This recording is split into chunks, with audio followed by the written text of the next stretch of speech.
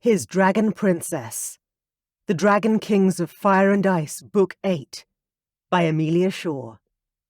Narrated by Catherine Bilson. Prologue. 18 months ago. Veronica. My parents refused to let me leave the castle. Again. I'd asked them to be reasonable. I'd begged them to understand. I'd even pleaded with them. Then I'd started yelling. There was no convincing them to allow me to go anywhere without them. They were leaving me with no other option than to break free of my gilded cage, whether they liked it or not. I was 18 now, and with 2 older brothers to look after my parents' kingdom, what use was I? People were speaking loudly in the dining room as I passed, and I stopped in the hallway outside the room, listening hard to try and figure out what was happening.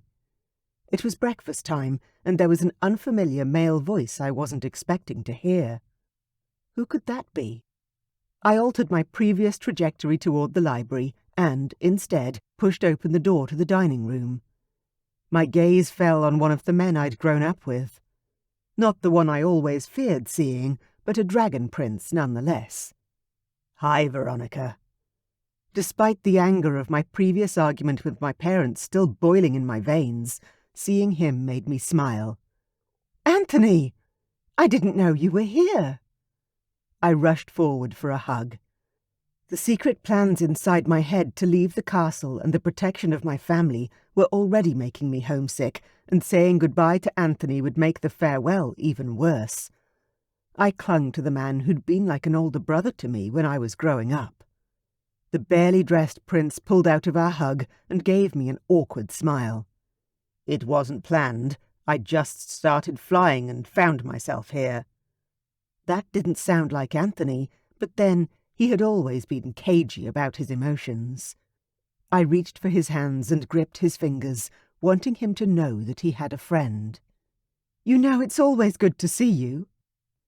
But as soon as I said the words, blindness overtook me. The world around me dropped away to darkness, but inside my mind a vision coalesced and became strong. I was standing by the window in our palace, upstairs in my favourite reading room. I was wearing a gown of royal purple, a dress I didn't own. My eyes burned with hot tears as I stared at that version of myself. I was heavily pregnant and smiling in a content way. That simply couldn't be. Contentment was a feeling I'd never known. Ever. Why would I be happy to be having a baby? This vision made no sense. How far into the future was this? My hand rested on my huge belly, and then I turned toward the sound of footsteps echoing in the room as my heart leapt with happiness. I didn't want to see the next part and squeezed my eyes shut. But I couldn't stop the images being projected into my mind by the prince still gripping my hands. The father of my child stepped out of the shadows, a smile on his face that I'd never witnessed before. Iain? Iain? No, that was impossible. He hated me.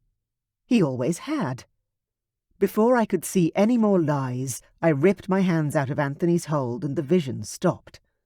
My normal eyesight immediately returned, and with it I saw Anthony, looking pale and drawn, and staring at me with a wary look in his eyes. "Asshole! What the hell was that?" I yelled at him, shaking with the need to shift. My dragon was furious and confused. So many other emotions, too. I couldn't even sort out one hot flash of anger from other deeper feelings, and it just made me and my dragon even more upset. I needed to shift and fly far away. Anthony ran a shaking hand through his hair. "I'm sorry. That's never happened before." "Bullshit. You know exactly what just happened. You're a sorcerer, just like your mom." "What happened?" Dad demanded, rushing to our side. "Oh, it was nothing," Anthony said quickly, then looked over to me with a look of unmistakable fear. I turned to tell my father exactly what I'd seen. When he grabbed my hand, I saw... I saw... I stopped, partly out of empathy for Anthony's obvious distress over the situation, but also for my own selfish reasons. Iain was the youngest son of King Stavrock, my mother's cousin. I couldn't believe fate would tie me into a marriage with my own cousin, surely. But Mom and Dad would. They completely believed in fated mates. After all, their marriage was the product of fate's choice. But I wouldn't be. No matter what they said or demanded of me, I would not marry Iain because Anthony had seen it and communicated that to me in a vision. No. I lifted my chin and turned to my father, changing the subject for all of our sakes. Dad, why have I been restricted in all my flight plans this month? I tried to organise to go and see Kayla, but was told I couldn't. Dad turned to Mom, then glanced back at me. Veronica, we've gone over this. You are a princess. You can't just fly off whenever you want to God knows where. You know what happened to your mother. I rolled my eyes and crossed my arms over my chest. Yeah, she was kidnapped by your half-brothers, which led to the reunification of your family, Dad. That was never a bad thing. Mom walked over, annoyance at my attitude written all over her pale face. Veronica, you have responsibilities here. I don't! I groaned, gesturing to her with my hand. That's the problem, Mom. You do. Dad does. Even my brothers do. I have nothing to do here, absolutely nothing, except hang around and watch everyone else live life to the fullest. Mom reached out a hand to me. You can shadow me, learn the ropes of being a queen. I shook her off. I'll never be a queen, Mum, here or anywhere else. Even if that stupid vision was right, Iain was the youngest son and would never inherit. I may as well learn some basic skills. Maybe cooking or sewing. Dad groaned. Veronica, you are a princess. Shadow your mother with her responsibilities for our people. Helping the less fortunate. Volunteering.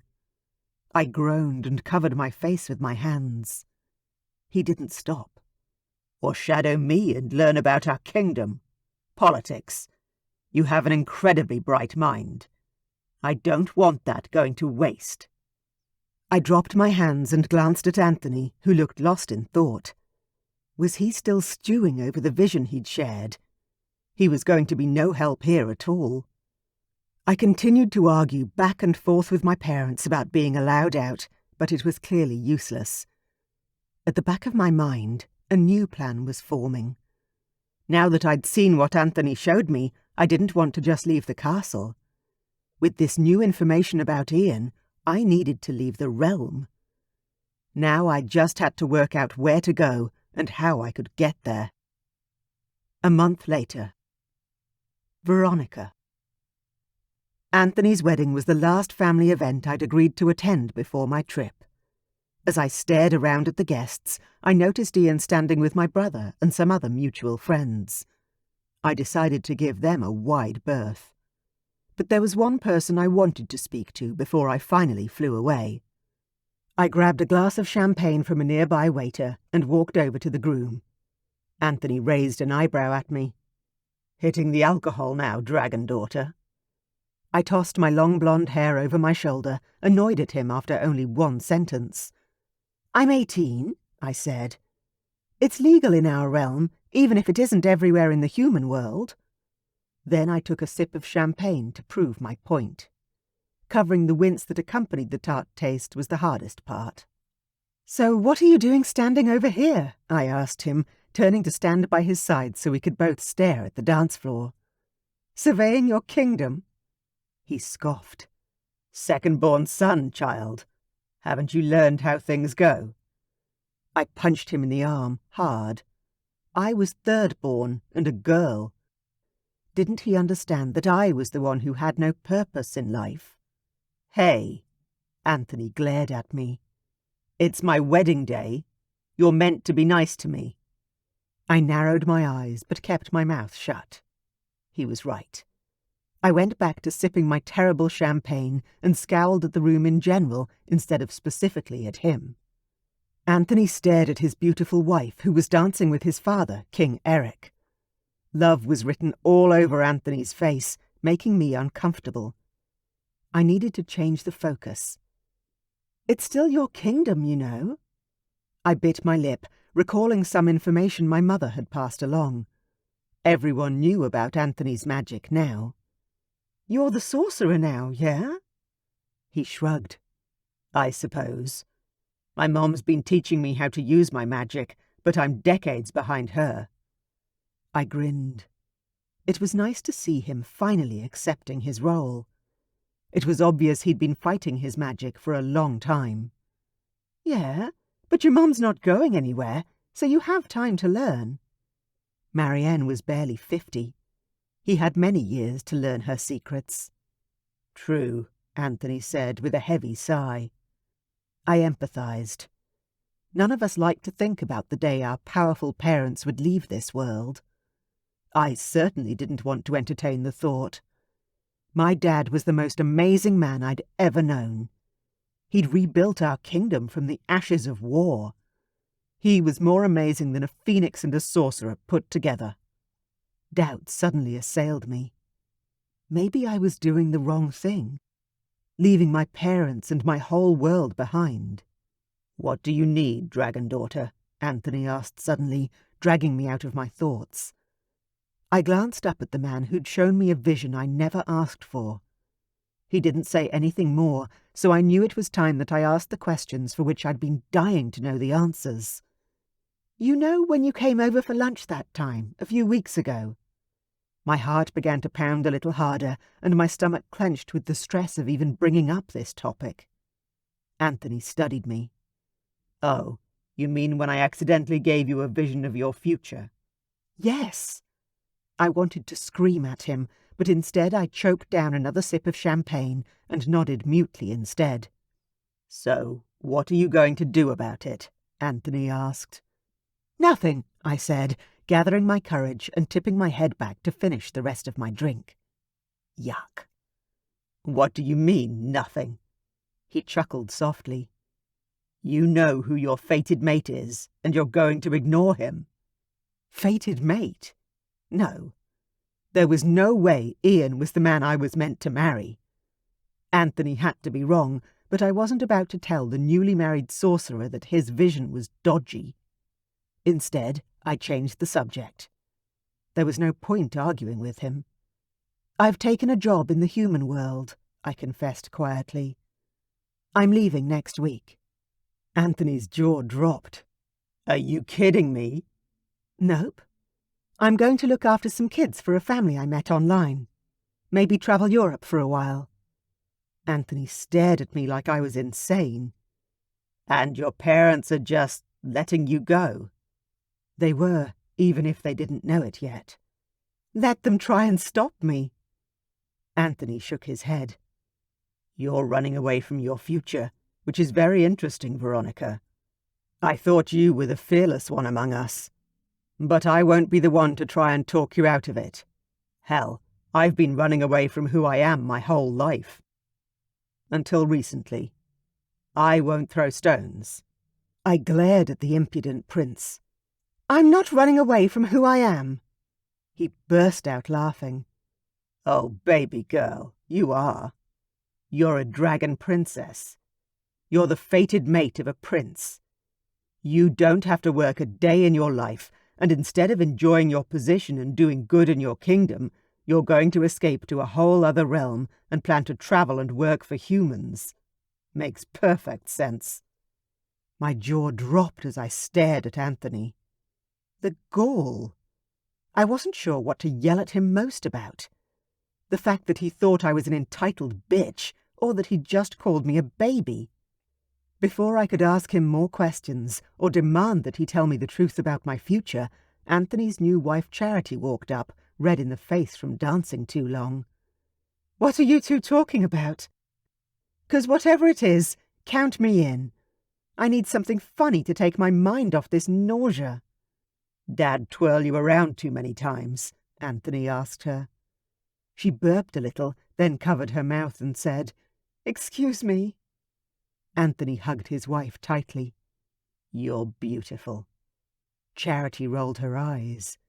"I feel disgusting, but I'm glad I look pretty." "You look amazing," I rushed to say, annoyed at myself for not extending my salutations. "And congratulations on your pregnancy. And the wedding." Charity grinned with obvious pride. "Thanks. We were going to keep it quiet, but the moment I hit 6 weeks I started vomiting and, well, it's been impossible to keep quiet since." "I think we should dance," Anthony said, and his wife beamed up at him. "Oh, that would be lovely." She turned to me. "Lovely to see you again, Veronica." Anthony lifted his sorcerer's hand to wriggle his fingers at me. "You sure you don't want another vision?" Hell no. The first one had been bad enough. I backed away so fast Anthony laughed at me and called out, "Bye, dragon daughter." I ran away, not afraid to admit that I was nervous about spending any more time with Anthony. My future awaited, and it was in the human realm, not here with Iain or my parents, or anything to do with my dragon shifter genes. Chapter 1. Current day. Veronica. I lifted the screaming, red-faced baby up and out of her crib, bouncing on the spot as I'd been taught to do by one of the children's other nannies. "It's okay, sweetheart. Don't cry. Mommy and Daddy will be home soon." The baby immediately calmed as I held her in my arms. I wiped her tears away with a clean face washer before resettling her for the long night ahead. This family loved having kids, but they certainly didn't hang around long enough to bond with them. "Good girl," I cooed at the infant. "Mommy and Daddy have way too much money, don't they?" I was one of 3 nannies the parents had hired to look after their 5 children. I wouldn't have stayed working for them as long as I had, except for the fact that they took amazing holidays to exotic destinations. Luckily for us, the parents couldn't go anywhere without our help, so they took the nannies with them everywhere they went. We were currently in Greece, staying on a little island I could walk around in a single day. The weather was spectacular, and I had what the humans called a tan. As the daughter of the king of the Winter Palace, I'd never known my skin could be any other colour than pure white. Every time I caught sight of myself in a mirror, I wanted to burst out laughing from the shock. I had 2 days off every week to travel and sightsee. There weren't many jobs like this one, and my responsibilities ended and began with keeping the baby happy. Compared to running a kingdom, I counted myself blessed. A vibrating in my back pocket caught my attention. My cell phone. Weird. Who would be calling me at this time of night? I placed the sleeping baby back in her crib, then snuck out of the bedroom and raced down to my own tiny sleeping quarters. The text was from my older brother. "Shit! There's been an accident. Dad's hurt. You need to come home." My father was King Damon, the king of the Winter Palace, a formidable and dangerous foe. My heart pounded sickeningly in my chest as I typed back. "What happened? Is he okay? He's healing, yeah?" As I hit send, a million thoughts raced through my mind. He couldn't be really hurt. He just couldn't. Dragon shifters healed quickly, supernaturally. My brother's response took so long, my fingers were white from gripping the phone by the time the shocking response came through. "No, he's not okay. He fell. Shards of glass got in his lungs. Marianne's coming, but you should come home." A sob rose to my lips as I texted back. "I will. Is everyone else okay?" My brother wouldn't ask me to come home unless something was really wrong with Dad, so I wasn't sure why I asked about anyone else. A final message from my brother had tears coursing down my cheeks. "Iain was working here with Dad. He's missing. No one can find him. I'm coming. I typed in as fast as my numb fingers and blurry eyes could manage. What did he mean that Iain was missing? We were dragon shifters. We didn't just disappear. True panic raced up my spine, making my nerves tingle and hurt. I had to go, now. There wasn't a minute to waste. Oh my God, oh my God. Not Dad. And not Iain. I still hadn't reconciled Anthony's vision within my heart. I'd ignored it. Called him a liar and a troublemaker 100 times over. Iain couldn't be my fated mate. He just couldn't. But as I searched inside myself for that strange part of me that had always been too aware of Iain, I found it alight and hurting. Damn it. That is not good. I raced to the tiny bedroom I shared with Narelle, a blonde Dutch girl a few years older than me. "Hey, you okay?" she asked, sitting bolt upright on her bed where she was reading. "No," I gasped out, swiping at my cheeks to dispel the wetness and proof of my grief. I had to get it together to fly home. I was no use to anyone if I couldn't find the portal. I reached for an explanation that the human would understand. "My dad's sick. I have to go home." I grabbed my bright pink suitcase from under the bed and started throwing all my clothes inside.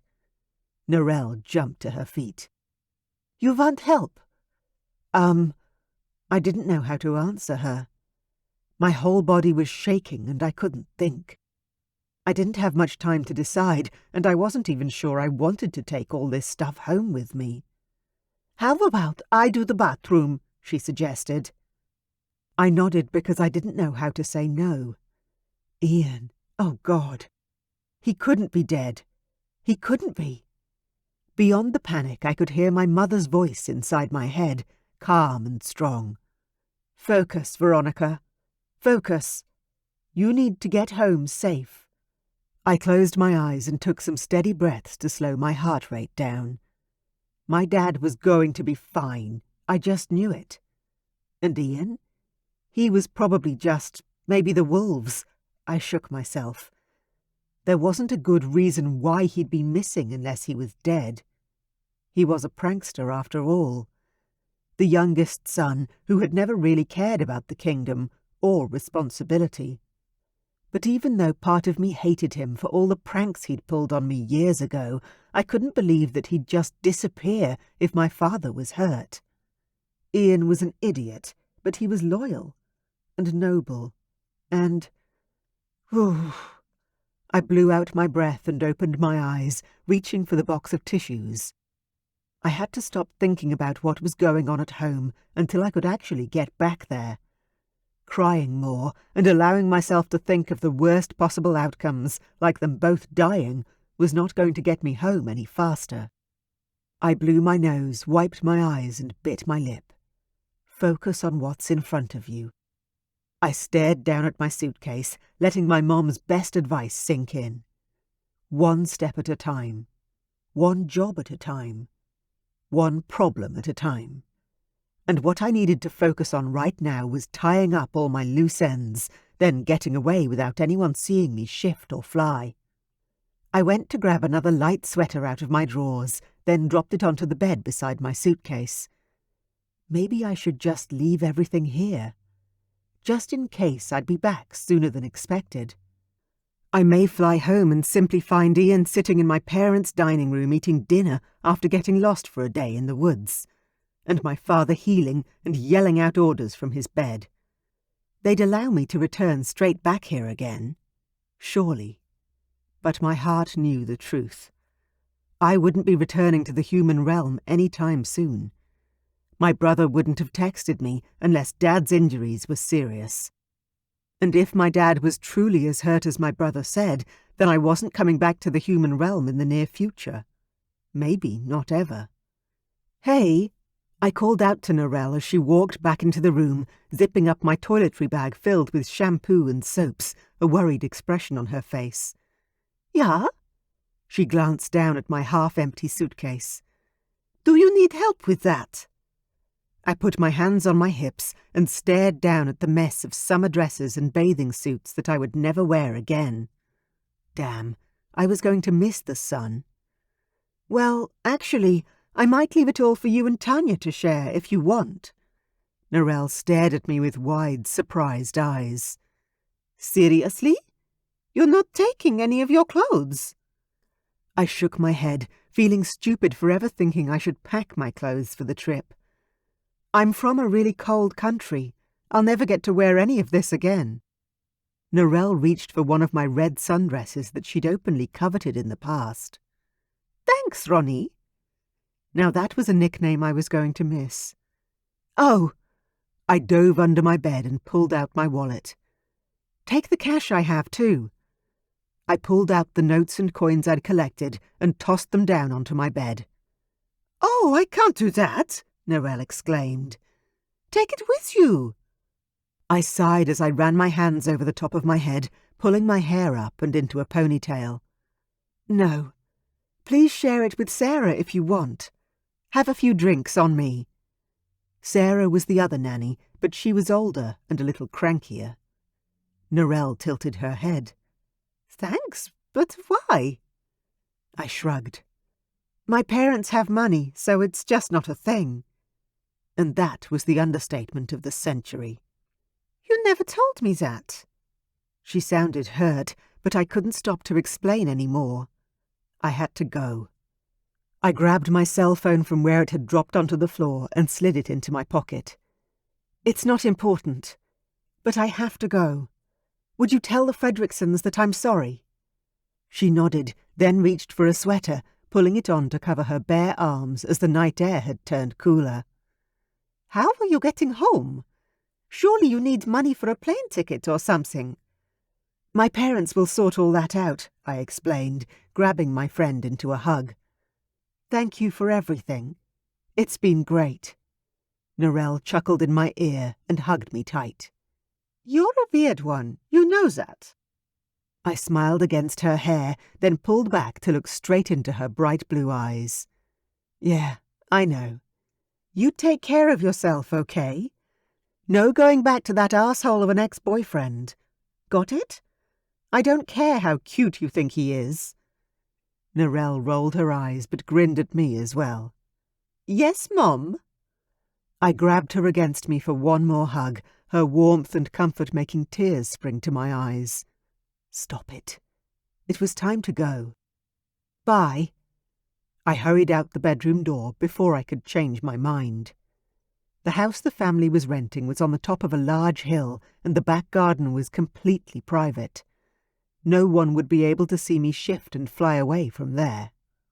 I ran out the back door and into the cool night air.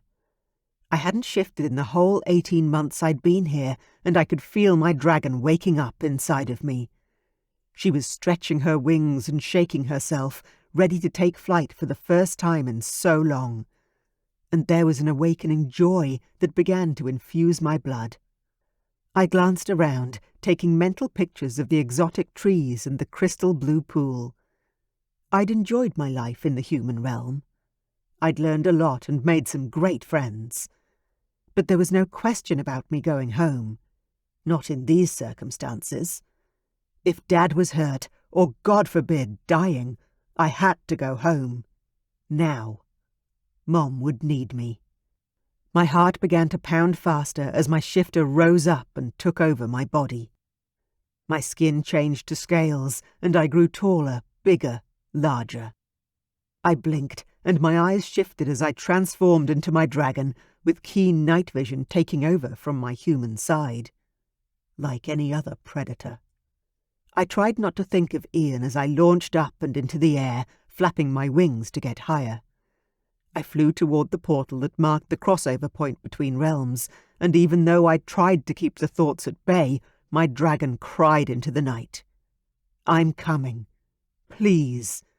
Don't die before I get there, Dad. Chapter 2. Veronica. From Greece, the trip to the portal was a lot further than I'd ever flown before, but I pushed myself higher and faster. I knew where it was. I could practically feel it in the distance, like the warmth of the sun calling me home. My wings were aching, but I couldn't slow down. I pushed harder, and then I saw it. The portal. I flapped my wings higher and higher, then I relaxed and let myself soar. The release of pain was almost too good, but I focused my trajectory and passed through the portal. I was back in my own realm, and my welcome wagon was the cold rain that pelted my face. I twisted and soared toward my family home, the Winter Palace. The air grew colder, and snow began to fall. My chest was hurting from breathing the air I'd known all my life. This is why people don't leave the realm, because it's a long way and exhausting. I flew further, struggling to keep flapping my wings. But then the peaks of my father's castle came into view, stretching high into the sky. Relief sailed through me. I was almost home. I worked myself higher, using the last of my energy to get above the clouds and to rise above the freezing weather of our home. Once up there, I could breathe a little easier, and I sent a prayer of thanks to my brothers for teaching me this trick when we were younger. I coasted along, catching my breath until I was closer to the castle. Then I let myself soar down, riding the currents and wind blasts and saving my energy for the landing. My room had a huge balcony, and I aimed my landing for the stones just outside the door. I managed to land on my dragon feet, then let go of my shifter body as quickly as I could. I stumbled, then fell, hard. Ah! My hands scraped along the cobblestones, and I had no energy left to do anything but sob right there on the ground. The door opened, and my brother Theo rushed over and wrapped a blanket around me. "Are you okay? I saw you flying and thought I'd bring you clothes." I lifted my head, my eyes hot and filled with tears. "It's good to see you, brother." Theo smiled. "Yeah, you too, dragon daughter." I groaned. "I haven't even been home 5 minutes." His chuckle was friendly as he hauled me to my feet. "Come on, let's get you warm. You hungry?" My teeth chattered as I shivered. "Always." We stepped inside, and the heat of the room hit me like a wave. Whoa!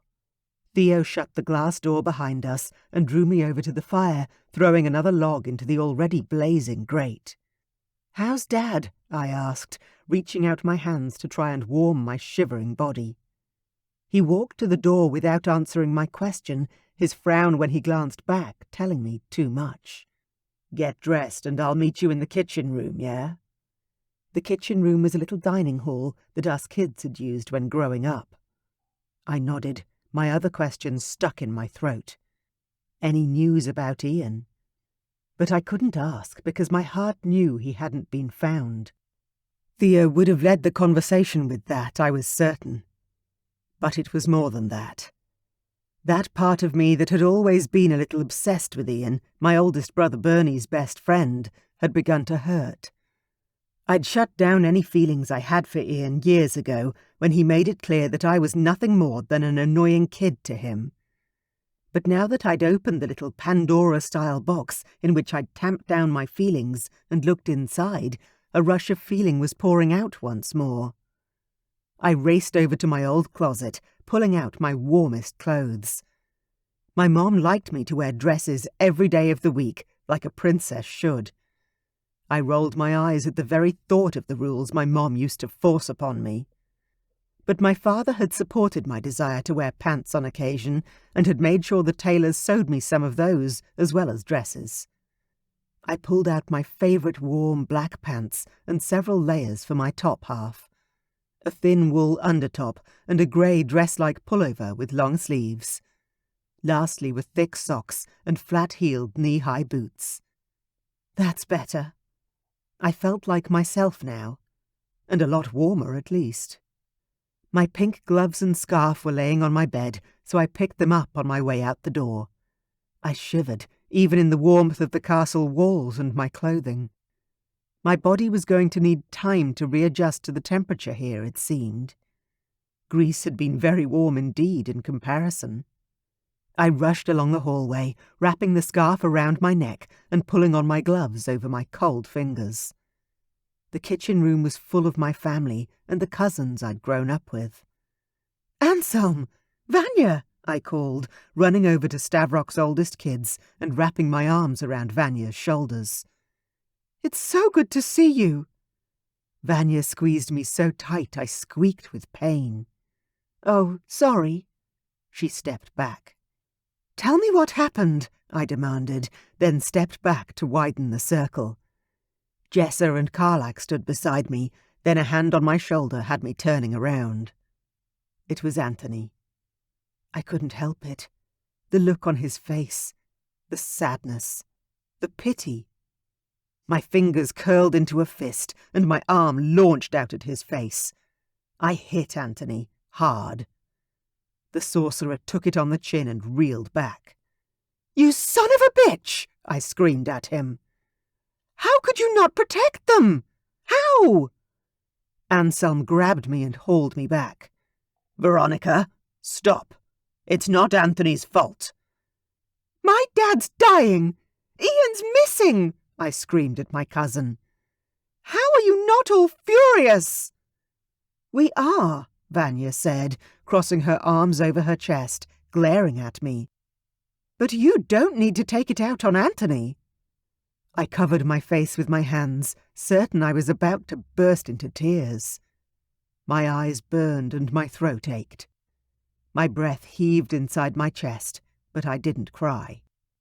I dropped my hands and stared at the sorcerer, now standing far away. "I'm sorry." Anthony rubbed his chin. "It's all good, dragon daughter." His eyes shifted into that look again, the one that said he had a vision to share, and I glanced away. "You can use me," I told him. "To find Iain." Silence descended on the group, and when I finally looked up again, my cheeks were aflame with a hot blush. My cousins were all looking at each other, confused. "Why would you? How would that?" Anthony walked toward me, straight through the middle of the circle. He didn't speak, and I quietly thanked him for not confirming my secret. Not yet, anyway. I was still struggling with it myself. "I don't know if it'll work." He spoke quietly, reaching for my hands anyway. "You weren't here when the accident happened." I still didn't know what the details were, but I lifted my chin anyway. "Try. Please." Anthony, the youngest son of Queen Marianne, nodded his head, and my eyes slid shut. There was only darkness and pain. I gasped out, and Anthony's hand squeezed my fingers tighter, as though he was going to stop me from pulling away, if that was my intention. I squeezed back. I wasn't letting go. Not until we found him. The visions came in flashes, like a lightning storm lighting up each picture for only a moment, before blackness fell again. Flash. A stony path. One I hadn't seen before, which was odd. Flash. A river. The one that led out of town and into the forest. Flash. A house. A cellar. Iain. "No!" I cried out as I gazed upon him. He looked up as though he could hear me, his bright blue eyes pinning me in place. His leg was trapped under several boulders, and his hair was matted with blood. "Iain," I whispered, then Anthony let go of my hands. The vision and sounds of the room came rushing back to me like a giant whirlwind, knocking me around. I staggered sideways, my knees giving out beneath me. Anselm grabbed me up and lifted me into his arms a moment before setting me down on the couch. "Thanks," I managed, still reeling from what I'd seen. I glanced over at Anthony, who was standing in the same place as though frozen. "Anthony!" I called out. "We need to go get him." But the sorcerer wasn't moving. "Anthony!" The doors to our sanctuary burst open, and King Eric and King Stavrock stormed in. Eric rushed over to his son. "Anthony, what happened?" Anselm explained what Anthony had done while I managed to get to my feet. I'd need a jacket if we were going out into the snow. I wasn't sure how long Iain would be able to hold out in these temperatures. "How long's he been gone?" I demanded to the closest person to me. It happened to be my brother, Theo. "Who?" he asked. Idiot. "Iain! How long's he been missing? When did the accident happen?" "Just this morning," Theo answered, going pale. "Dad and Iain went flying. They went over the forest and disappeared. Dad came back a few hours later, bleeding, his arm and leg broken. He collapsed on arrival and hasn't woken up yet." "So he's the only one who knows where Iain is," I whispered. Dad wouldn't have left Iain if he'd had any other choice. He'd used all his energy to fly back for help, then couldn't speak once he got here. Marianne, the sorceress, burst into the room. "Anthony!" She hurried over to him, and I met her gaze as she reached out to touch her son. "Anthony was helping to find Iain, but I think he's in shock or something." Marianne laid her hands on Anthony's face. "He's used too much of his magic. I'll care for him. You all need to go." "You know where my son is?" Stavrock demanded, staring at Marianne. The sorceress turned her violet eyes on me, her purple magic swirling in their depths. "No, but Veronica does." I gulped as all eyes turned on me. "He's trapped, in a cellar, under an old house." Stavrock reached out for my arm, squeezing painfully. "Where?" I tugged my arm away from him, and although I couldn't move far, he got the message and let go. "I don't know. There was a stony path I've never seen before. The creek leading out of the castle. We have to go." I stumbled toward the door. "He won't last the night." The party of family and friends followed me as we raced for the front door. "Do we fly?" Stavrock asked me. I wasn't sure. I didn't even know which way we were going. "I don't know. Dad and Iain flew, so perhaps it would be faster." Stavrock began to undress, throwing his clothes to the floor. All the men around me prepared themselves to shift. "I'm coming with you," I said, pulling off my boots. "You won't find him without me." None of the men around me argued, though I could tell they were hesitant to take me. "Come on," I said, pushing the last of my own warm clothes to the ground as the servants pulled open the front door and a blast of icy cold air hit me in the face. I stifled a sigh. This weather would take some getting used to again. Then I thought of Iain, unprotected and in danger of dying. No time to lose. "Let's go." Chapter 3. Iain. I must have fallen asleep again, because I had to be dreaming if I was hearing things now.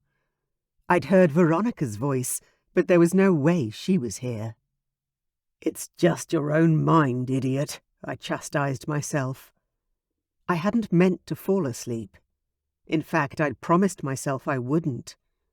But between the cold, the hunger, and the pain, I probably hadn't had much fight left in me. At least no one was here to see me failing. But why hadn't anyone found me yet? Where was Damon? I'd heard him yell out after the house had caved in on us, something about going for help. But that could have been a dream too. My whole body was shivering again, from my lips and chattering teeth to my shaking shoulders. Even my pale white, bloodless fingers seemed to be frozen. I didn't have clothes or blankets, but I'd managed to pull over some rough Hessian bags to cover my chest and leg a little. I wasn't sure it was doing much, but it was better than nothing. My leg wasn't throbbing anymore, which was kind of a relief, though part of me knew that was a bad thing. The nerves were dead, or there was no blood flow any longer. Either way, I doubted I was getting out of here alive. And even if I did, would I be looking at life without my leg? I closed my eyes and dreamed of the only thing that ever gave me any peace. Veronica. The dragon daughter herself. A princess. We'd grown up together as cousins. We'd always been told that my father Stavrock and Cass, Veronica's mom, were first cousins. She was 7 years younger than me, so when I turned 18 and she was only 11, the strange feelings I began to feel toward her made me feel sick. I pushed her away. Hard. I taunted her and played tricks on her. I was mean, even as she got older. By the time she was 16, she hated me. Unfortunately, it wasn't long after her 16th birthday that I discovered 2 things. 1, that the feelings I'd been fighting against for 5 years were the result of our fated mate bond, and 2, that she wasn't really my cousin. I'd used the blood relative excuse for years as to why finding Veronica attractive was wrong. Even though second cousins wasn't considered a close relationship, I convinced myself it was disgusting. But then, after an offhand comment from Cass, I realized that my father had adopted her as his cousin. My grandparents and Veronica's grandparents had been friends, so when they'd all died, Dad had taken Cass into the castle and cared for her as he would a younger sister. But there was no blood relationship there. Oh, fuck, it's cold. I shuddered against the frozen, hard ground, passing in and out as the bleak daylight slowly faded into night. The fact that Veronica would never know the real reason I'd teased and tortured her was my only regret right now. That, and the fact that my death was going to destroy my family. I may not be the heir to the throne or the favourite son, but my parents had loved me. Always. At least I had that.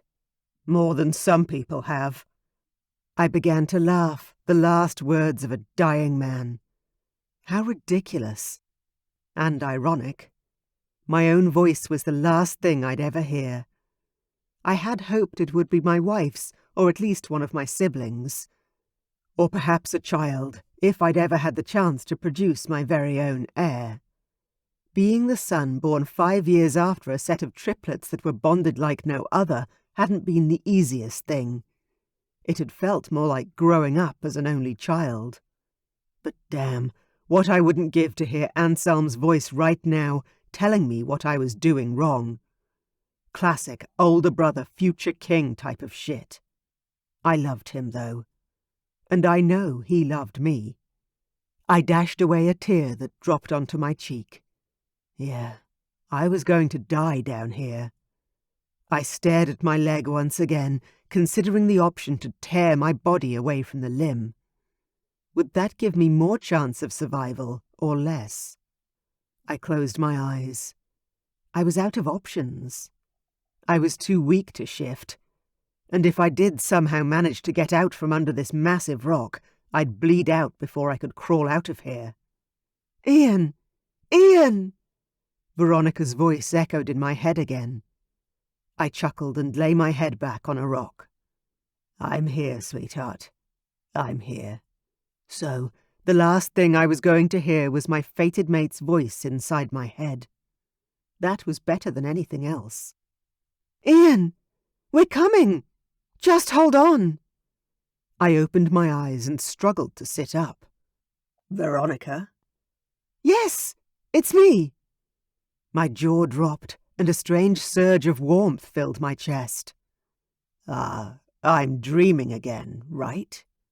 There was a huge creak and groan as some of the huge boulders around me were lifted and firelight sparked around me. The fire caused a silhouette highlight of dragon wings above me, moving the wood and boulders and stone.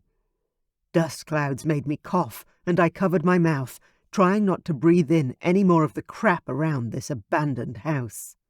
Footsteps sounded on the ground outside the house, and then a figure appeared. Veronica. It was truly her. How was this possible? She was naked and trembling, her body more beautiful than I could ever remember. Her time away had done her the world of good, it seemed. I glanced away, not wanting to look at her like that, when she had no choice about her nudity after shifting. Iain! Oh my God! She hurried down beside me, putting her hands on my face, on my arms, on my leg. You're hurt!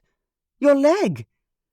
I groaned as my shifter began to rise inside of me, wanting to shift with my mate now in sight.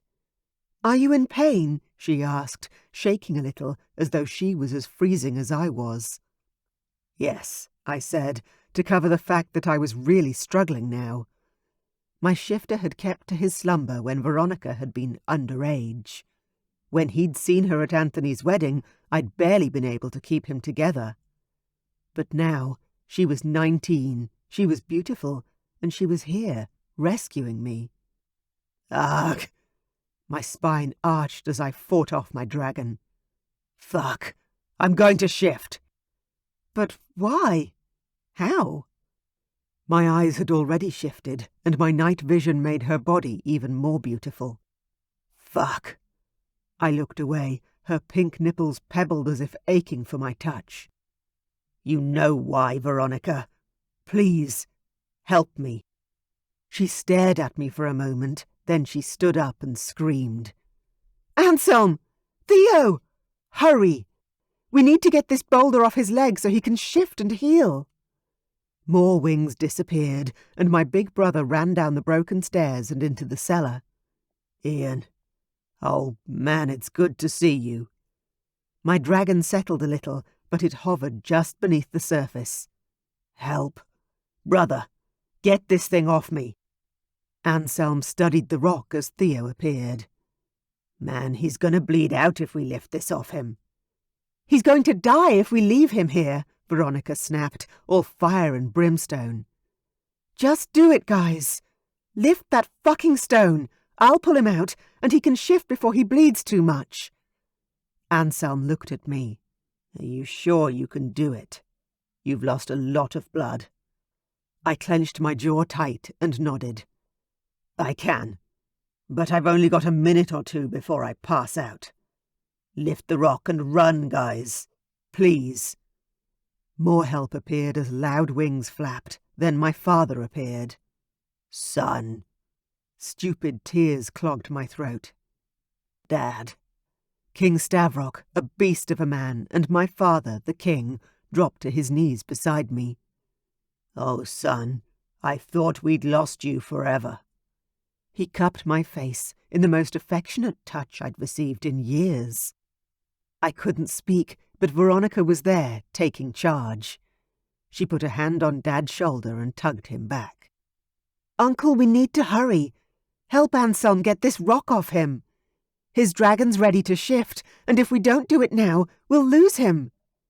Dad stood up. He can't shift, not like this.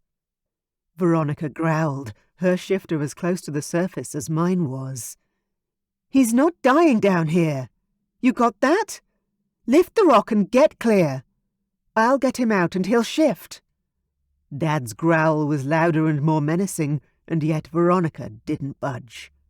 My shifter couldn't help but be proud of the strength of my mate. He'll kill you when he shifts, Veronica, and that's if he can. I'm not letting you do this. She put her hands on her hips and faced my father. Uncle, you have to trust me. I found him.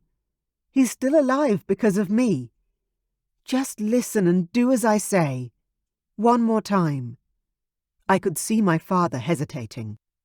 He believed in magic and premonitions, and although I had no idea what Veronica had done or said to get them here, obviously she believed she had the right to throw her weight around. I added fuel to the fire. Dad, please, just do what she says. I could tell he wanted to ask why, but he didn't. He just turned toward the wreckage that had fallen on my leg. Okay, boys. On 3, we lift. Once he's clear, we run and shift, get to the sky. Anselm and Theo nodded and grabbed sections of the boulder that lay pressed on my leg. Dad called out. 1, 2, 3, lift! Veronica grabbed under my arms, and the moment the rock shifted, she pulled hard, using her dragon strength to move me. I half blacked out. The pain. Oh my God, the pain. A throbbing, sharp, let me die please type of pain coursed through my body. Veronica shook my shoulders hard, and I managed to open my eyes. I was bleeding out. I could feel it. The blood gushing from my wound, draining my life force. I was so cold, my leg throbbing with agony. "Iain!" She screamed in my face, then she slapped me, hard. The pain was horrible, but woke up my shifter. She was mad at me. My mate was angry. "Get up!" she screamed. "Shift! Now!" Then she grabbed my face and kissed me hard. Her lips on mine were from a dream, but then she was gone, and the coldness of her loss blasted me in the face. "You will not die on me. You got that?" she whispered. "Now, fly with me." She ran up the stones and away from me. I saw her transform in the darkness and fly away. My dragon shifter rose up inside me faster than ever before.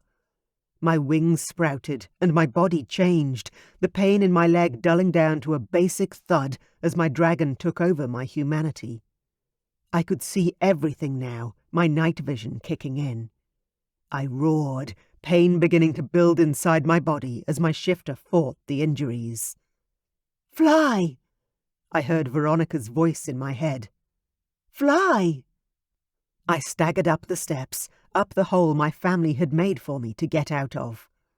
My claws gripped the cold dirt as I panted for breath. I was seeing stars, but not the ones in the night. I was going to pass out again. A roar above my head made me look up. It was Veronica, her wings flapping hard, keeping her in place. She roared again, icy fire blasting through the night sky. God, she's magnificent. She was calling to me, and my dragon needed her more than his next breath. I jumped off the rock I stood on, launching into the sky, and followed my fated mate home. Chapter 4. Veronica. My heart pounded in my chest as though it was racing to its last beat. Iain was standing on the ground, unmoving. He'd managed to shift, but I wasn't sure he was going to make it. I need to fly back down and help him. But even as I thought the words, Iain looked up at me, his eyes blazing in the darkness of the night. Then he was flying up, toward me. Happiness filled my heart, and I started to fly home in the direction of the Winter Palace. Iain was slow, but he wasn't far behind me. I flew just fast enough that he could see me, but I wanted to give him something to aim for, so I stayed just out of his reach. When I landed on the doorstep of our castle, I shifted back quickly and pulled open the front door, yelling, "We need help! Bring supplies!" Waiting servants rushed forward with a cloak for me, and I wrapped it around my body. Fuck, I was freezing. Again. Uncle Stavrock and Anselm came running toward the front entrance, barely dressed, but at least they were wearing pants. A dragon roar met my ears, and I turned on the top step to see Iain flying in fast, but he was too low. I started waving my arms, signalling at him to land near us. He tried to comply, but he was clearly struggling.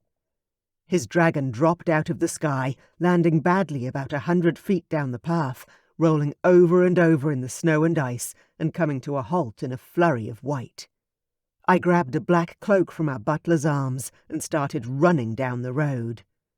Anselm, with his longer legs, ran past me, and Stavrock was hard on my heels. Iain shifted back to human form just as we reached him.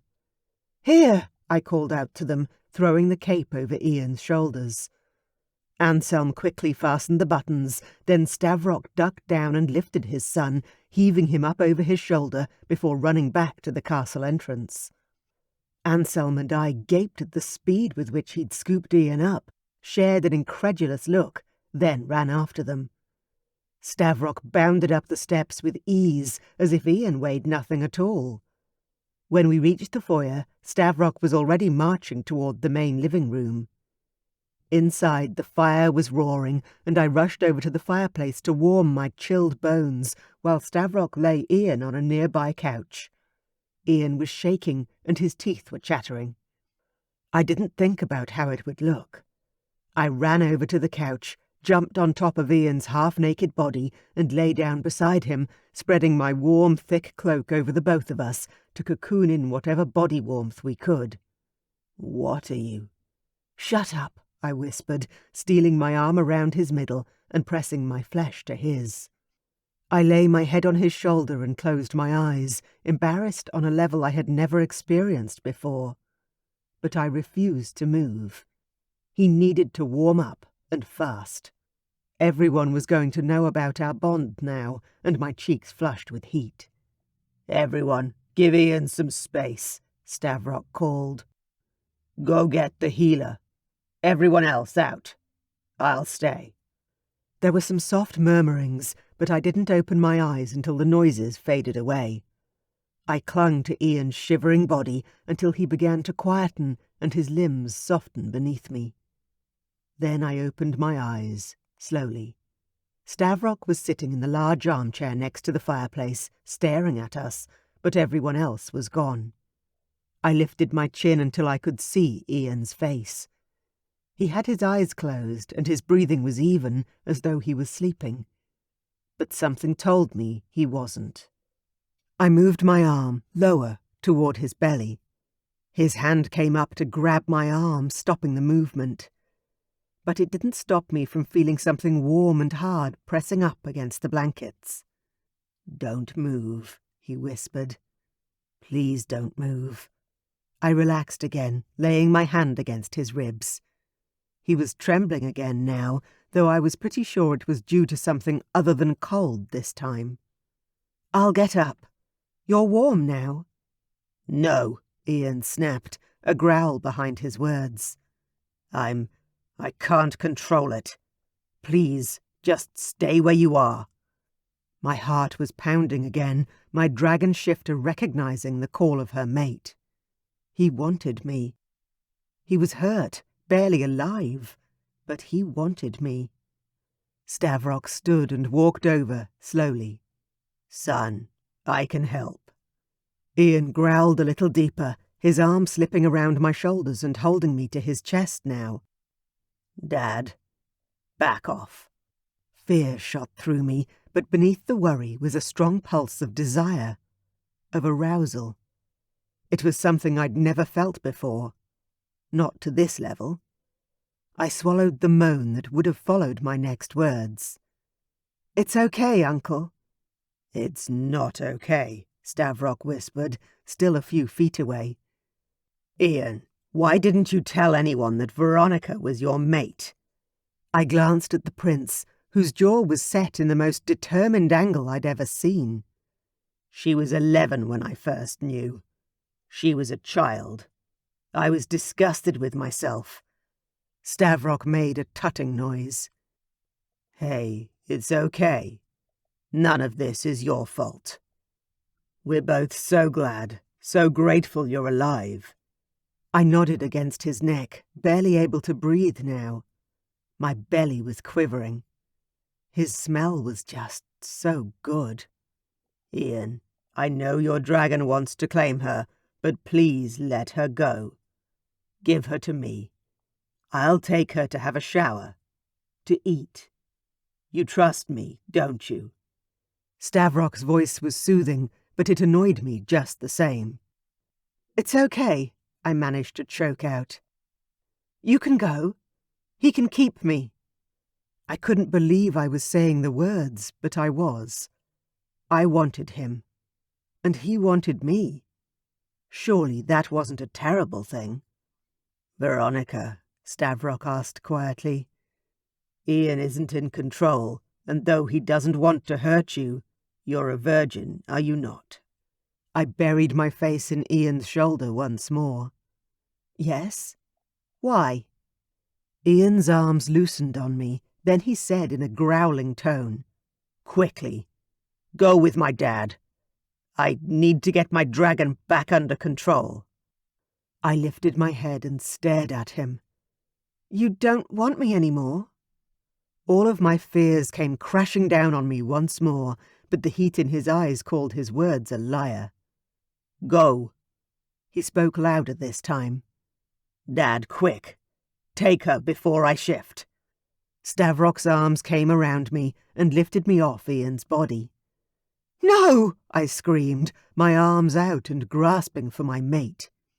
Iain turned his head away, his chest rising and falling as he took great big gasps of air. Stavrock set me on my feet, then pulled the same move he had with Iain. He put his shoulder in my gut and lifted me up off my feet. Uncle Stavrock! Put me down! He didn't comply. Instead, he marched me all the way upstairs and didn't put me down until we were in my bedroom. I fell back on my ass on the familiar carpet, still only wearing my cloak. Why did you do that? My mom came hurrying into the room, her face as white as a ghost. Veronica! Oh my God, Veronica! Mom, is Dad? Tears filled my eyes and squeezed my heart.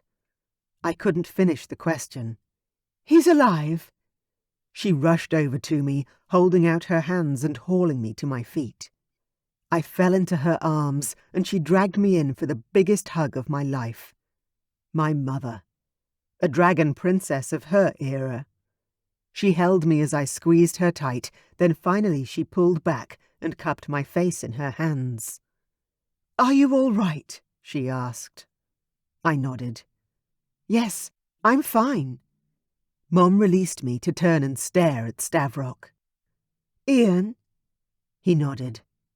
Thanks to Veronica, he's alive. Healing. Mom turned toward me. What? I'm sorry. I don't understand. Stavrock smiled at me and bowed his head. I'm going to go and make sure my son hasn't burned down the castle. And you can talk to your mom. The king left me alone, and somehow, strangely, I wanted to call out to him and call him a coward. Or maybe that was just how I was feeling. I didn't want to talk to Mom, or anyone else, about Iain. Tell me about Dad, I said to her, wandering over to the fireplace. How about you tell me about Iain, she said. After you've had a hot shower and dressed. I'll wait. Then we'll talk about Dad. I nodded and ran into my adjoining bathroom. She was giving me room to breathe and think. Something Mom rarely did, because she knew that I'd somehow try to get out of the conversation. But there was no getting out of this one. Iain's dragon was ready to grab me the first time he next saw me, and I wasn't sure I could stop my own dragon from wanting the same thing.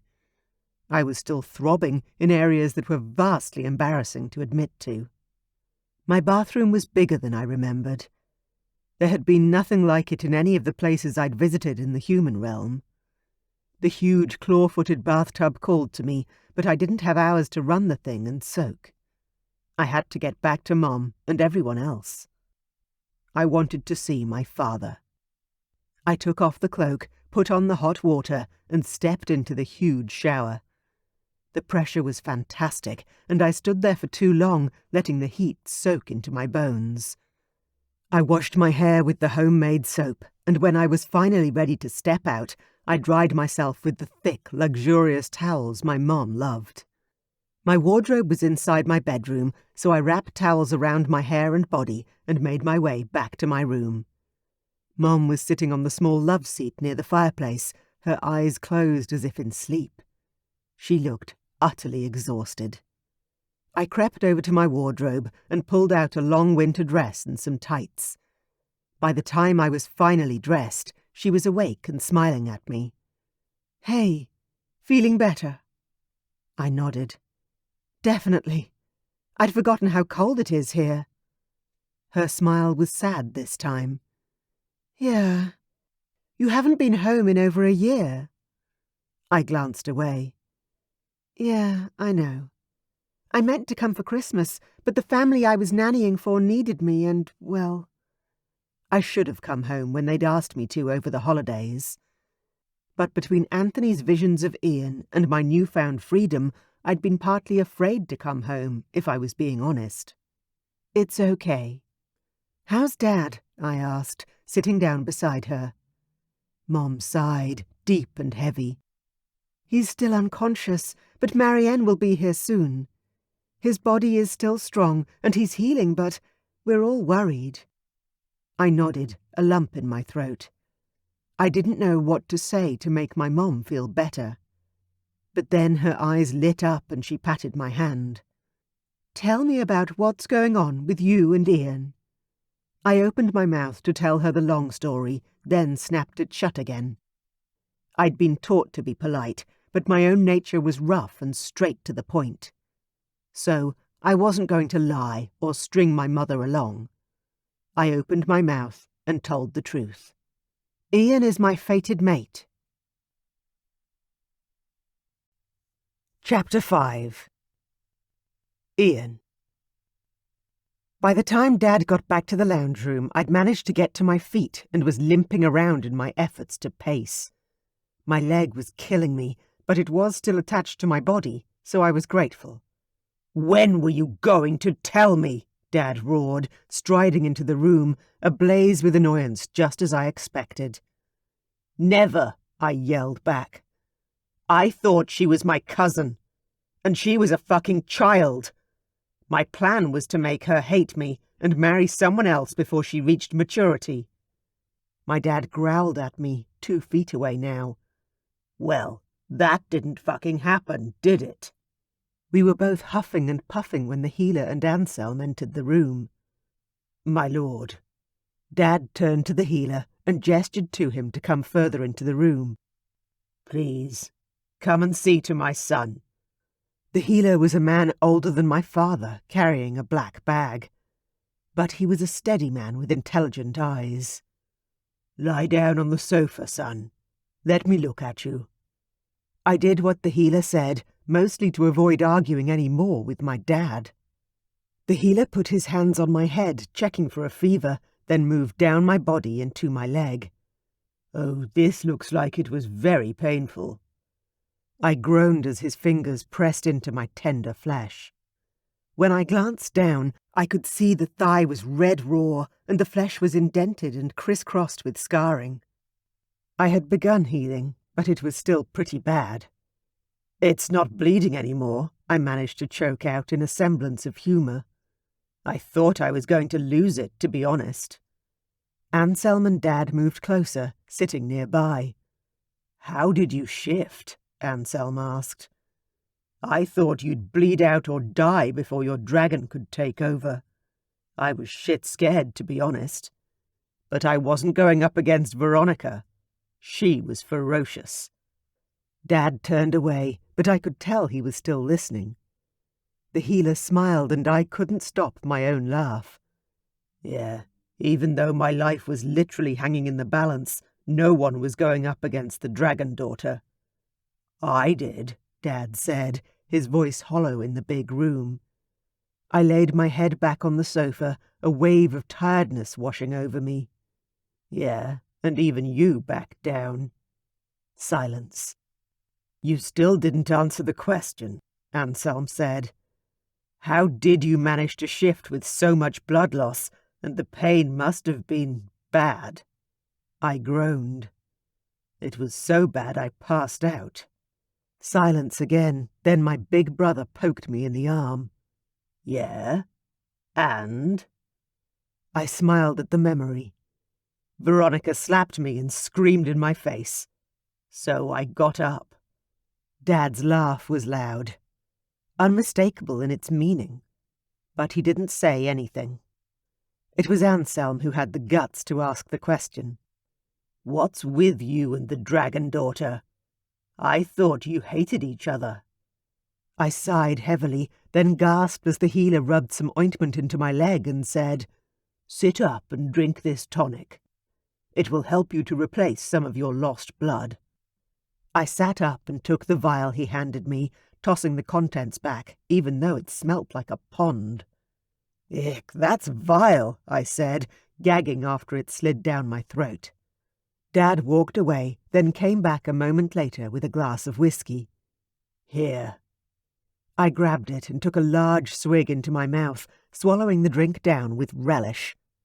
"Thanks." I lay back against the pillows, and the healer walked over to my dad. King Stavrock, I'm going to retire for the night, but if you need me at all, I'll be in the servants' quarters. The man bowed and left. I shifted on the sofa, my leg still aching like it had taken a beating. How's Uncle Damon? No one said anything about him, but I assume he made it back. Told you where I was. Anselm and Dad shared a look. Then my brother said, No. Well, Damon made it back. Just. Collapsed outside of the castle, and he's still unconscious. That's why Veronica came back. Theo messaged her in the human realm, and she flew straight home. I rolled onto my side so I could face my family, the whiskey doing its job to warm my belly and relax me. So how did you find me? There was a bell ringing in my head, some piece of information I wasn't piecing together. Anselm slid forward to the edge of his seat and clasped his hands together. We would never have found you, except for Veronica. Or if we had, you'd be dead. No one knew where you and Damon had gone, and with him unconscious, we didn't even know where to start looking. I blinked, then, slowly, using my arms, pushed myself up to a seated position once more. Is that why Veronica was yelling at Dad? She was saying something about trusting her or something. I didn't understand, and I could barely think anyway by that point. Between the blood loss, the cold, and the fact my mate had found me, I was delirious. 2 servants opened the door carrying silver platters of food and drinks. They moved things around with the tables so they could place the food within arm's reach, then bowed and left. Thank you, I called out to them as they walked away, reaching for a steaming hot bowl of soup. I was starving, but shoving thick bread and heavy meat into my gut wasn't smart. I'd start with the creamy pumpkin soup and work up from there. The first spoonful was pure bliss, as was the buttered roll my brother pushed my way. I ate as much as I could, Dad and Anselm taking a thing or two, but they were obviously leaving most of it for me. Please, eat, I said, gesturing to the platters. There's enough for 10 men here. Dad smiled and grabbed a roll, while Anselm poured himself some wine. The fire crackled in the grate, and my belly was finally sated. I sat back with a groan and a sigh. To think, only a few hours ago, I'd truly believed my time on this planet was done. How quickly things changed. Thanks mostly to Veronica. I really thought we'd lost you, Anselm said, looking down on the food and not meeting my gaze. You weren't far away from losing me, I can tell you, I said. Then I glanced at Dad. You still haven't explained what happened with Veronica. She got Anthony to hold her hands and search for you. We didn't know how or why she would help at the time. Now, of course, we do. Anselm lifted his head, his eyes wide as realization hit him. What? You mean Veronica? I nodded and gulped down another swig of whiskey. Yep. The dragon daughter is my mate. I've known for 8 years. And you didn't tell me. Tell us, Anselm demanded. What was I going to say? I fired back. That my fated mate was a fucking child. And at the time I thought she was our cousin. She is, Anselm said, his eyebrows furrowing. Our second cousin. I glanced at Dad, who said simply, Cass isn't my blood relative cousin. She was a family friend of the family who I took in as my sister when her parents died. It never seemed like a title I needed to correct. I shrugged. It's fine. But it hadn't been for a long time. But you always seemed to hate her, Anselm went on, sounding incredulous. You... I know, I groaned, running a hand through my hair. I was mean to her, taunted her, pushed her away as much as I could. But why? Because I was disgusted with myself, I yelled at them both. Not that I was attracted to her like that. I wasn't. I was more protective, wanting to help her, shield her. But I knew what it was, the beginning of the bond. And I couldn't do it. I didn't want to feel like that. I'd never lusted after Veronica as a child. Never. But the happiness my dragon felt when she was nearby was a sure sign she was meant to be mine. So I'd run away, figuratively, putting as much space between her and me as I could. "Your love for her isn't disgusting," Dad said. "You never touched her, barely spoke to her when she was young." I made a strange, choking noise. "No, I pushed her away. Hard." "Well, she's 19 now, almost 20, Anselm said, sounding strangely excited. "And she obviously knows about the bond, or she wouldn't have demanded Anthony read her like a bloody crystal ball." I couldn't help the smile that spread across my face at the image his words invoked. "She was pretty adamant, huh?" "Adamant," Dad repeated, snorting loudly. "She punched Anthony in the face." I gaped at him. "No." Anselm smirked. "Hell yes, she did. You're going to have fun putting some reins on her, brother." "Reins?" came an amused voice from the doorway. I glanced up and saw Aunt Cass watching us. She looked as lovely as ever, but much paler than usual. I smirked and held my hands up. "I didn't say it. Anselm did." Cass chuckled. "Well, you better not let my daughter hear anyone say it. She's already frothing at the mouth over how you've treated her the past 10 years. I sobered immediately. "It wasn't. I didn't." Cass put up her hand to silence me, always the queen. "You don't owe me an explanation." "Where's Veronica?" I asked, already assessing my body and trying to figure out whether I had the strength to stand up or not. I did, but it wouldn't be pretty. "She's with her father." An ominous cloud descended on the whole room. I pushed myself to my feet, my leg throbbing hard. "Take me there. Please."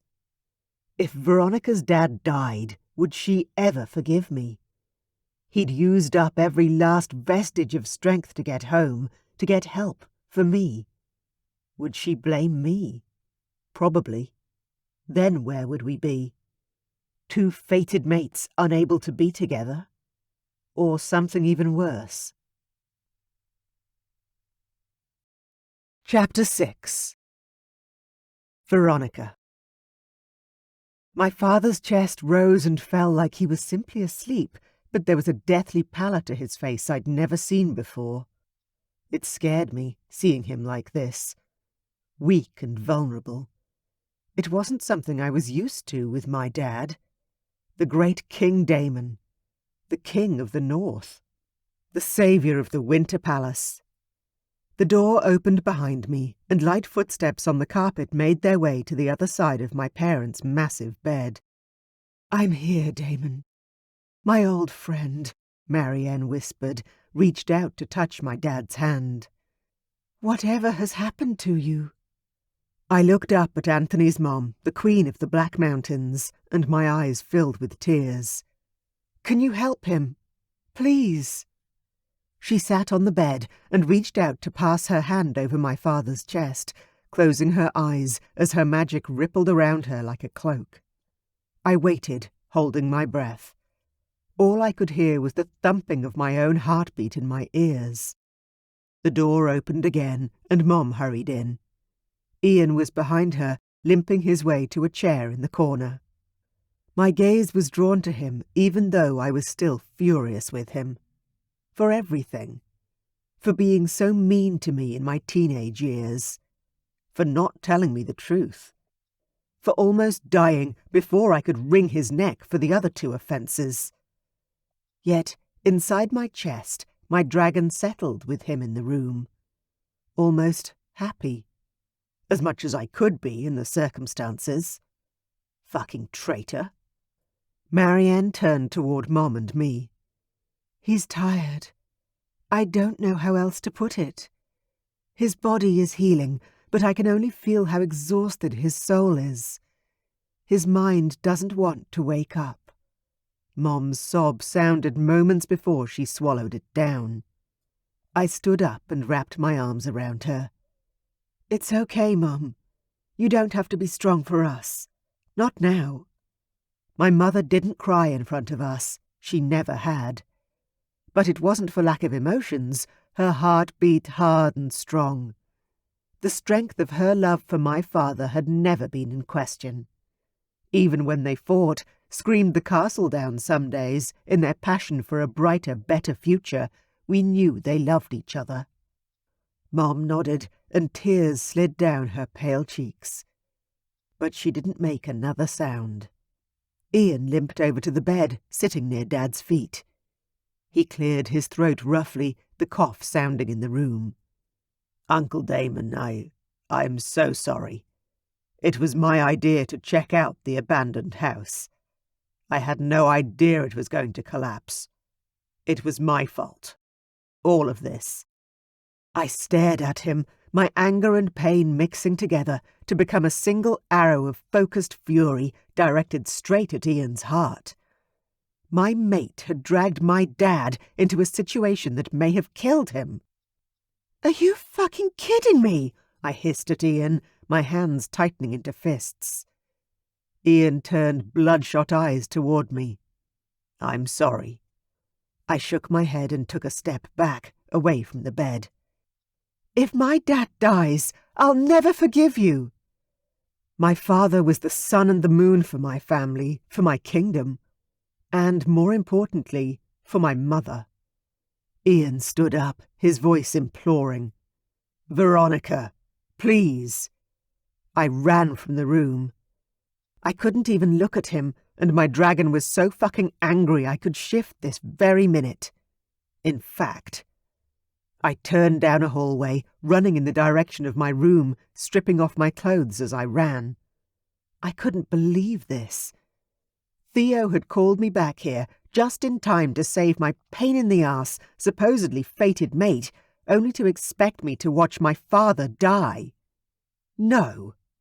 I couldn't accept that outcome. I refused to watch him die. I wouldn't let it happen. I ran through my room to the balcony, and for the second, or was it third time that day, I shifted and took to the sky. My dragon blasted fiery ice as I flapped my wings, ascending higher into the heavens. I'd thought the year away from Iain would have calmed me, given me perspective. But it hadn't. Quite the opposite, in fact. I was as angry and confused as ever when it came to him and our connection. I flew until I was exhausted, then spiraled down, down, down, until I reached the streets of the town below. I landed near my uncle and aunt's house and shifted back to human before hurrying up to their door. I knocked once, and Uncle Dimitri answered. "Veronica! Oh God, come in before you freeze." I strode inside, and he handed me one of the long, thick cloaks that hung by the door. Everyone in our kingdom had such clothing to hand. "Who is it, Dimitri?" Aunt Sarah's voice sounded moments before she saw me. "Oh, come in. You must be freezing." She hurried me into their cosy little lounge room where the fire blazed hot.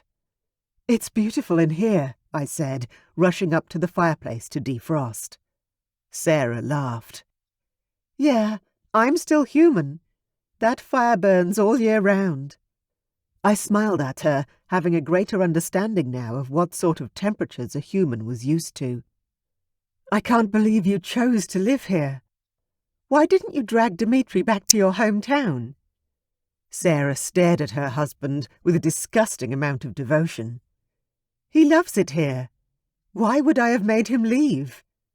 I rolled my eyes at the gooey look they shared, but grinned. "Indeed. Dimitri was my father's half-brother, and I'd grown up with his kids as my cousins." Thoughts of my dad immediately wiped the grin off my face. "Have you been up to the palace? Did you hear about Dad?" Dimitri sat in a large armchair, and Sarah poured tea from a pot already sitting on the nearby table, then handed me the cup. "Yes, we did. Sarah spoke up for my uncle, sitting down on the sofa opposite me. "We've been up there already, but came home a few hours ago. Is there any news?" "Well, we found Iain and brought him home," I said, my throat aching with the words. Bastard. "But Dad's still asleep." "Iain, nice young man," Dimitri said. "He's been here for months on and off, helping your dad with renovations and plans." I gulped. I hadn't known that. "Really? That's nice of him." Dimitri chuckled. "It certainly is. His castle and lands are much milder than ours. I would have thought he'd prefer to stay home." I nodded, not totally sure what to say to that. "Come, sit." Sarah patted the spot next to her. "Are you warm enough now?" I was, actually. The heat from the crackling fire in the grate had thawed me out nicely. I was also totally exhausted from the day's festivities, and then the shifting and flying. I plopped down on the couch next to my aunt, sipping the tea she'd given me. "So, what are you really doing here, girl?" Sarah asked, picking up her knitting needles. I avoided her question and asked, "What are you working on there?" "A baby blanket for Tilly. Her baby's due in a few months' time." Dimitri and Sarah had 3 children. Matilda was their daughter. "Oh, that's so good. God, I've missed a lot." Sarah and Dimitri smiled but didn't say anything. They didn't need to, though. The weight of their silence was impregnated with reproachful undertones. My guilt about being away for so long grew. "I should have come back for Christmas," I whispered, my cup clattering as I lowered it to the saucer. "Yes, you should have," Sarah said calmly. "But you're young. You're going to make mistakes." "Just try not to repeat too many of them," Dimitri said with a smile. I sighed and tugged the cloak tighter around myself. That was good advice. "Okay, I'll do my best." Sarah put down one of her needles and reached for my hand. "Do you want to stay here tonight? We're empty nesters now. We have beds to fill." I wiped away the stupid tear that had wended its way down my cheek. "No, I should get back. To Dad. I want to be there if—" I swallowed. "No, when he wakes up." I stood and hurried to the door. "Can I borrow the cloak?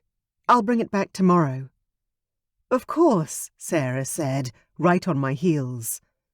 "What's going on, Veronica? Why did you drop in? Not that we don't love seeing you, but I'm sure it wasn't just for the tea." "Oh, nothing," I said, reaching for the door handle. "I just wanted to see family, I guess." Sarah and Dimitri had often been my safe haven when things blew up with Mom and Dad. I wasn't sure what they could do for me now, or how they'd help me with my Iain problem. I'd just come here automatically, out of habit. But it was still nice to see them. "We'll come up in the morning," Sarah said. "Unless we hear anything before then." Dimitri was standing by the door, pulling on his coat. "I'll walk you up to the castle." "Oh, you don't need to do that," I told him, but he ignored me. He kissed his wife on the lips and ushered me out with a wave of his hands. "Let's go." I smiled my goodbyes at Sarah and headed out the door. It was really late now. Almost every house we walked past had their lights off. I hadn't realized how dark and late it had gotten. "Thanks for the company," I said to my uncle as we walked up the steps to the castle entrance. "What's going on, Veronica? Really?" I sighed, knowing I hadn't fooled either Dimitri or Sarah. They could tell I needed advice. Where to even begin? "You and Sarah are fated mates, right?" He nodded. "Yeah, we all are. Your mum and dad, me and Sarah, Lucian and Katerina." "So that's expected and normal in our family?" I asked, teasing out the discussion as long as I could. Dmitri buttoned up his coat as we continued the walk up to the castle. It really was cold out tonight. I shivered, waiting for my uncle to answer. The more we walked, the more I realized how grateful I was for my uncle. I wouldn't have loved walking this whole way by myself. "Have you found your fated mate, Veronica?" Dmitri asked suddenly. "Is that what this is about? Is he human?" "What?" I asked. "Did you find him while you were away on holidays? Because you know." "Oh, no." I put out a hand and grabbed his arm to stop whatever he was about to say. "Nothing like that." "Ah, okay." We were almost home. My time was running out to get an external opinion. "Dad said that you and Sarah didn't have the easiest road. With your relationship." Dmitri broke into laughter. "That's an understatement. Sarah had been kidnapped and injured. We had to rescue her, then convince her that it was totally normal that dragons and other realms existed." "What happened?" I asked. "When she found out what you were?" "She freaked out, naturally," he said with a grin. "But when her sister dragged her out into the storm and they almost died, well, I was willing to do anything to be with her after that. Even move to the human realm if that's what she preferred." "Anything for your fated mate, huh?" I asked. My heart sank. This is what I was partly afraid of. What would I sacrifice to be with Iain? What would he sacrifice for me? Would either or both of us be asked to sacrifice too much? "Yeah," Dmitri said with a smile. We'd reached the top of the stairs, and he stopped and turned to face me. "You happy for me to give you a little advice?" I nodded. "Please do." "Your dad will pull through. I know he will. Just be there for your mum, and don't give your dad too much shit when he finally wakes up, okay? The poor guy's been working at putting this castle back together since he was 16 years old. He's earned a rest, though I was hoping it wouldn't take a near-death experience to slow him down." My throat clogged with sudden tears as I gulped and nodded. "Yeah. My dad, I always thought of him as being, you know—" "Strong. Immortal." I nodded, wiping at the tears on my cheeks. "He's not, Veronica. He's just a man.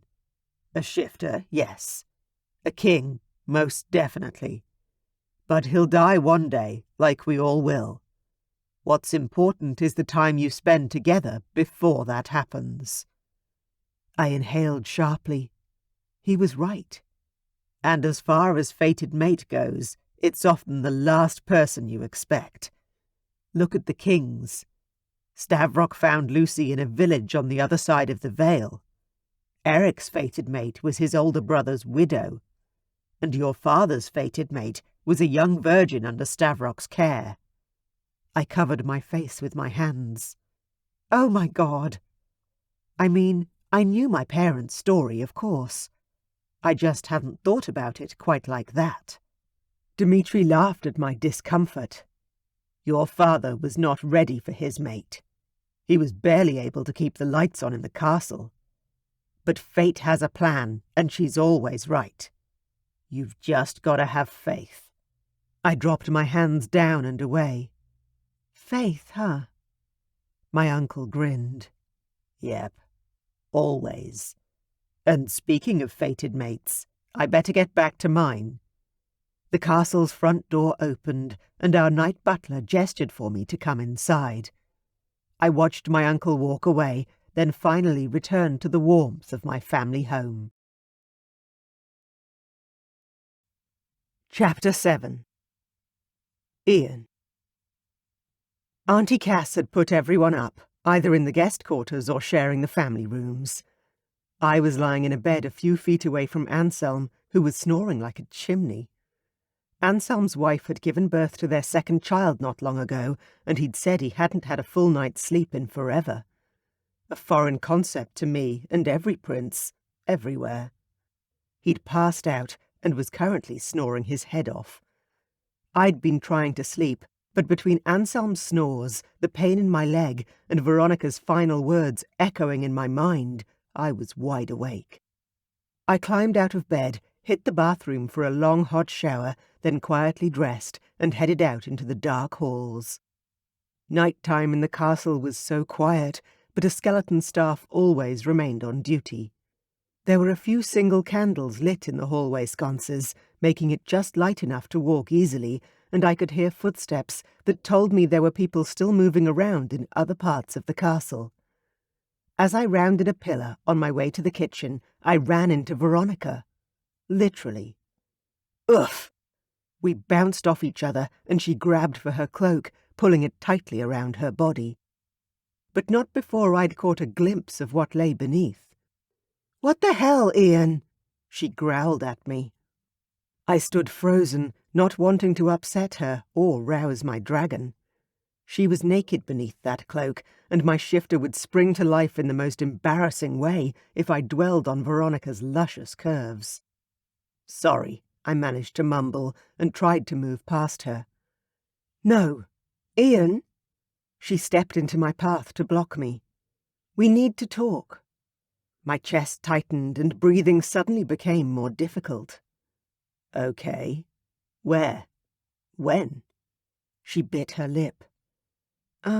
Everyone else is asleep. Do you want to chat in my room?"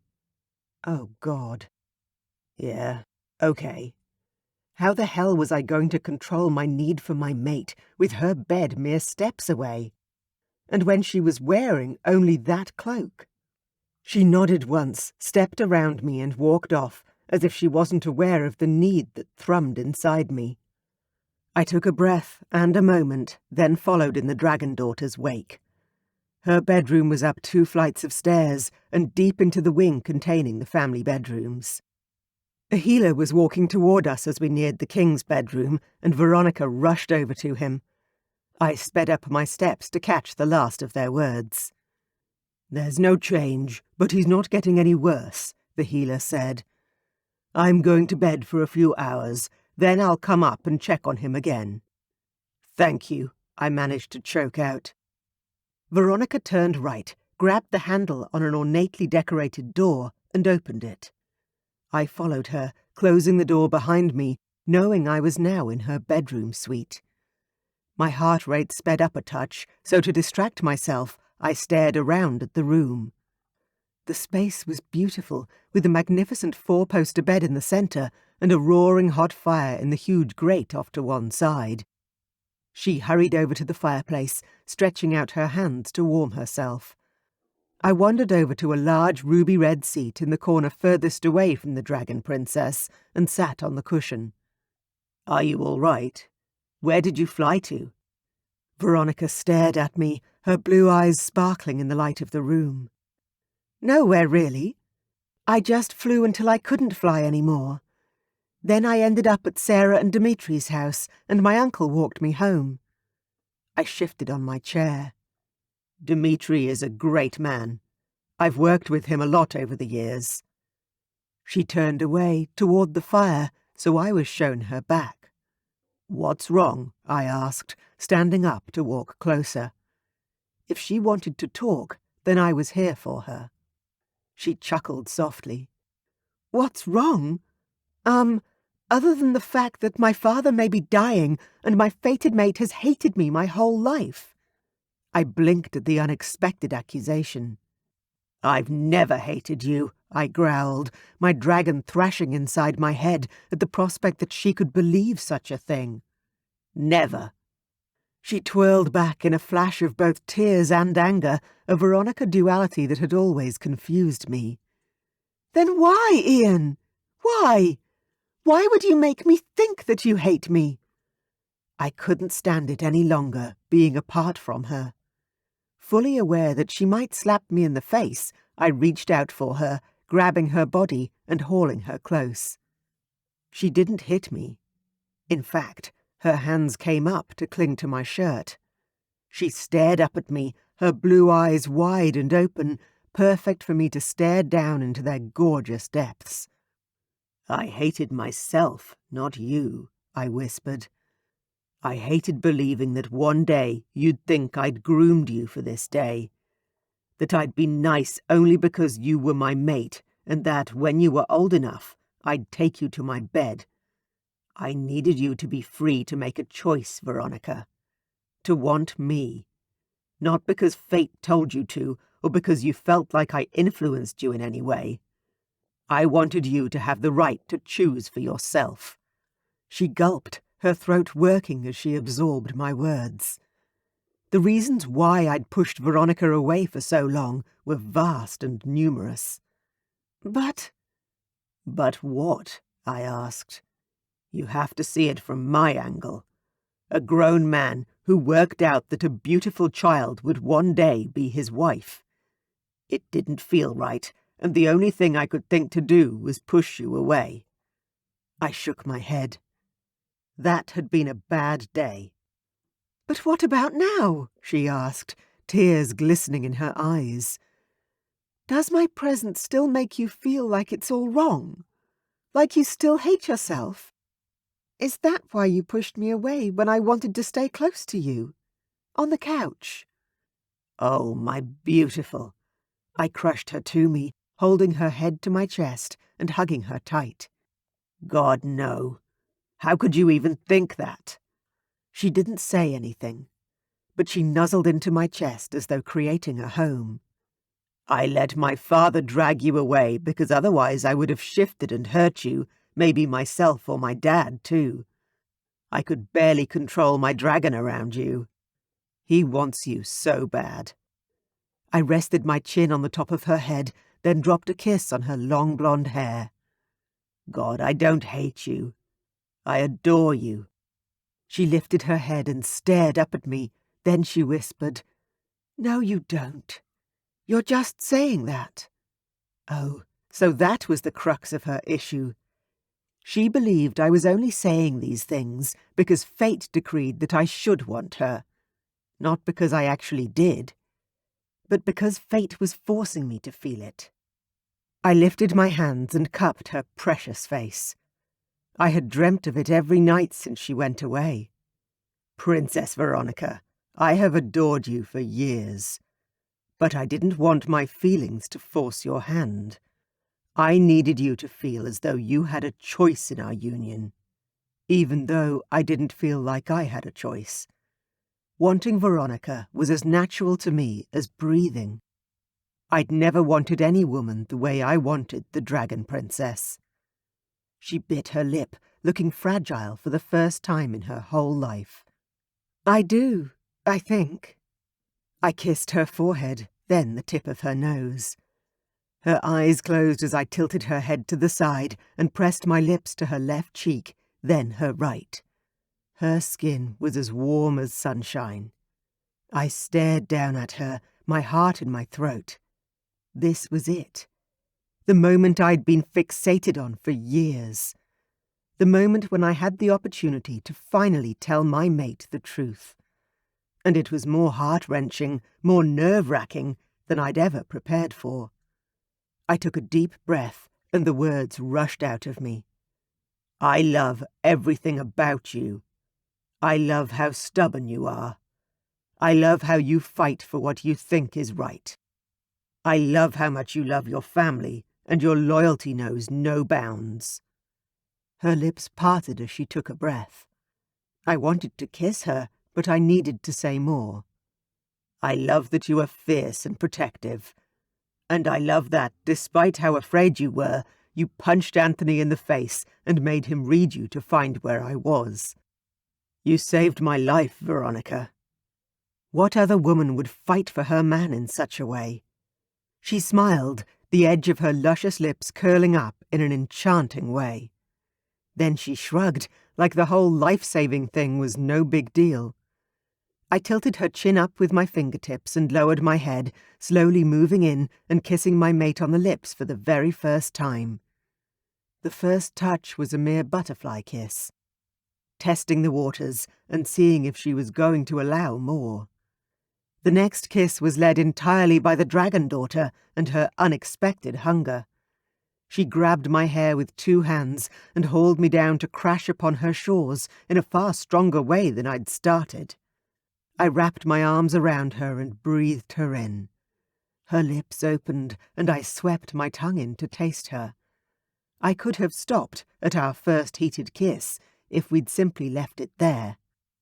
But then she did something that pushed past the thin veil of control and choice I was trying to hang on to. She moaned, in the most seductive way possible, and my need for her took over. Chapter 8. Veronica. My first kiss ever had been while I was on holidays with my nannying family. It had been awkward and horrible in lots of ways. My second had been over Christmas, when I'd met a boy and thought he was lovely. Again, I'd felt like a fish on dry land, totally out of my depth. My third kiss was happening now, with Iain, and it was nothing like either of the others. His lips were beautiful, somehow soft and strong at the same time. His smell was amazing. I inhaled deeply, wanting to fill my senses with his scent that rose around us. When I opened my mouth to get closer and he swept his tongue between my lips, he didn't suffocate me. He tasted me, teased me, and made me want to reciprocate. And I did. I grabbed his head and hauled him closer, thrusting my tongue into his mouth and moaning as his delicious flavour shot through me. This was right. This was how it was meant to feel, how it was meant to be. I moaned again, and Iain stilled for a moment, freezing, as though he was about to pull away. No, he wasn't doing that. He wasn't leaving me. He wasn't pulling away again. Never again. I pressed closer, fitting my body's soft curves against his hardness, my nipples tightening beneath the cloak where I was still naked. His hold around me tightened like a serpent, constricting until I could barely breathe, but I was damned if I'd ask him to let go. When I broke off our kiss to gasp, his hold loosened a touch, and he ducked his head and kissed my neck, sucking on the skin lightly while moving his hands down to my arse. He grabbed me and hauled me against his hard body.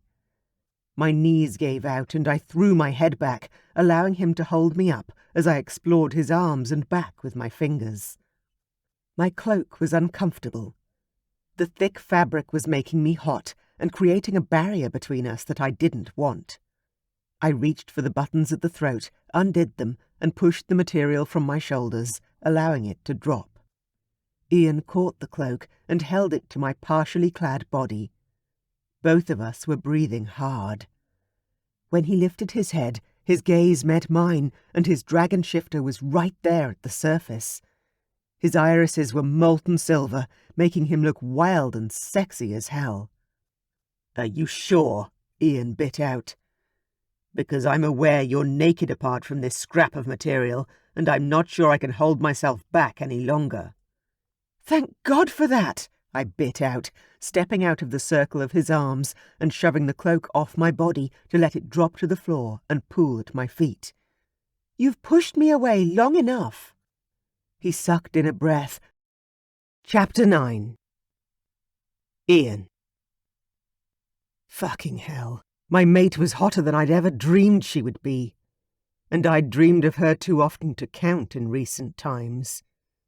Her innocent gasps and moans made my desire soar, and the way she grabbed me like she was ready for the ride of her life made my soul sing.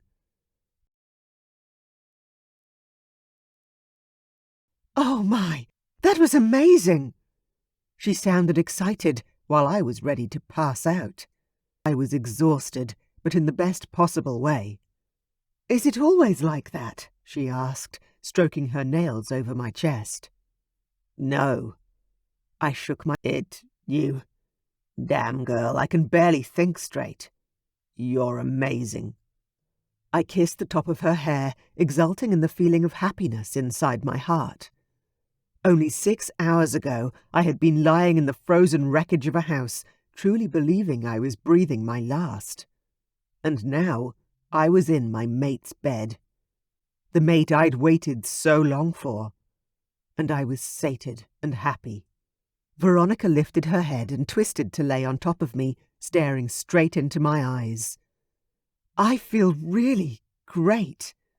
Like, really, I can't even tell you. I chuckled, running my hands up and down the smooth skin of her arms. I think I have an idea how you feel, beautiful girl. And the fact that I'd pleased her in such a way, especially for her first time, made me feel as proud as a king. She sighed happily, and I couldn't stop staring at her. She was too wonderful to believe. I lifted my hand and cupped the back of her head, running my fingers through her hair. I've dreamt about this moment for so many years. It's hard to believe this is reality. Her gaze dropped away, but not before I saw the light go out of her eyes. What's wrong? I asked, then wanted to bite my tongue. As far as she was concerned, everything. Sorry, let me rephrase that. How am I going to get you to forgive me for everything I've done in the past, dragon daughter?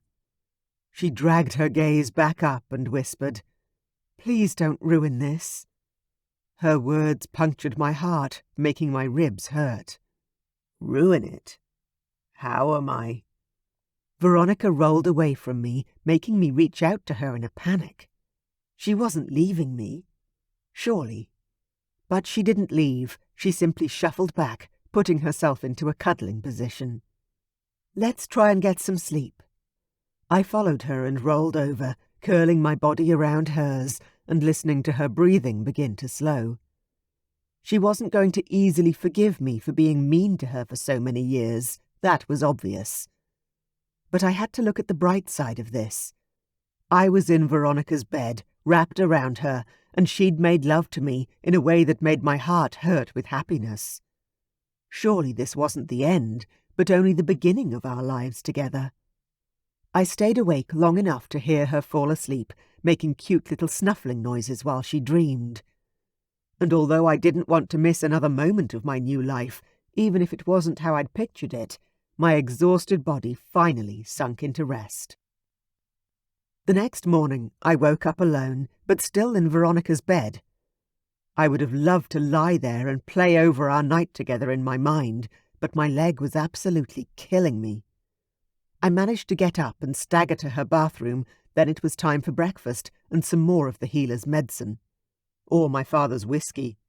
I wasn't fussy, as long as it helped.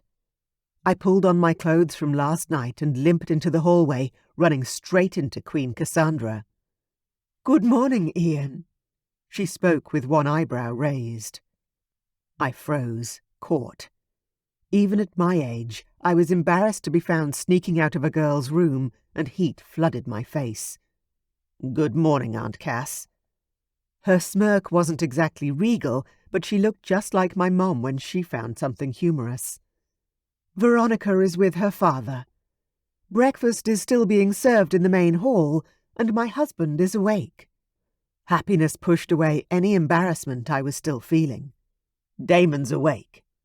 Cass actually grinned, then tipped her head in a regal nod. "Yes. But if you think that's going to fix everything, you're dumber than you look." Then she turned and walked away. I ran after her. "Help me, Aunt Cass." "Maybe stop calling me Aunt Cass, then," she said while we walked. I coughed to clear my throat. Cass, then?" "Or Mom," she said with a cheeky grin. "Or shall we wait for the wedding first?" I stumbled over the hall carpet runner, and Cass had to stop to wait for me to recover my footing. I couldn't help but say, "My mom always said you had Dad's spirit, which is probably why I thought you were our blood relative." Cass laughed, a sound I hadn't heard in a long while. "Because your father and I say exactly what's on our minds.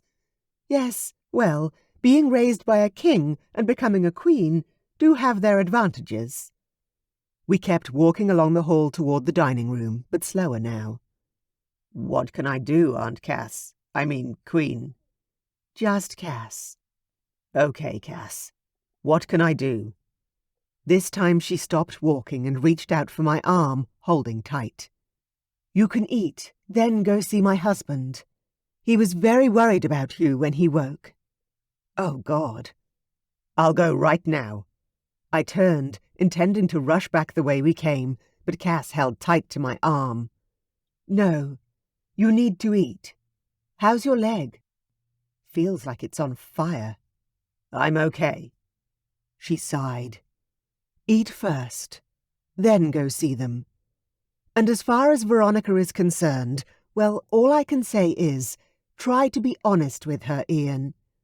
She's most likely feeling confused and betrayed, and that's going to take time to get over."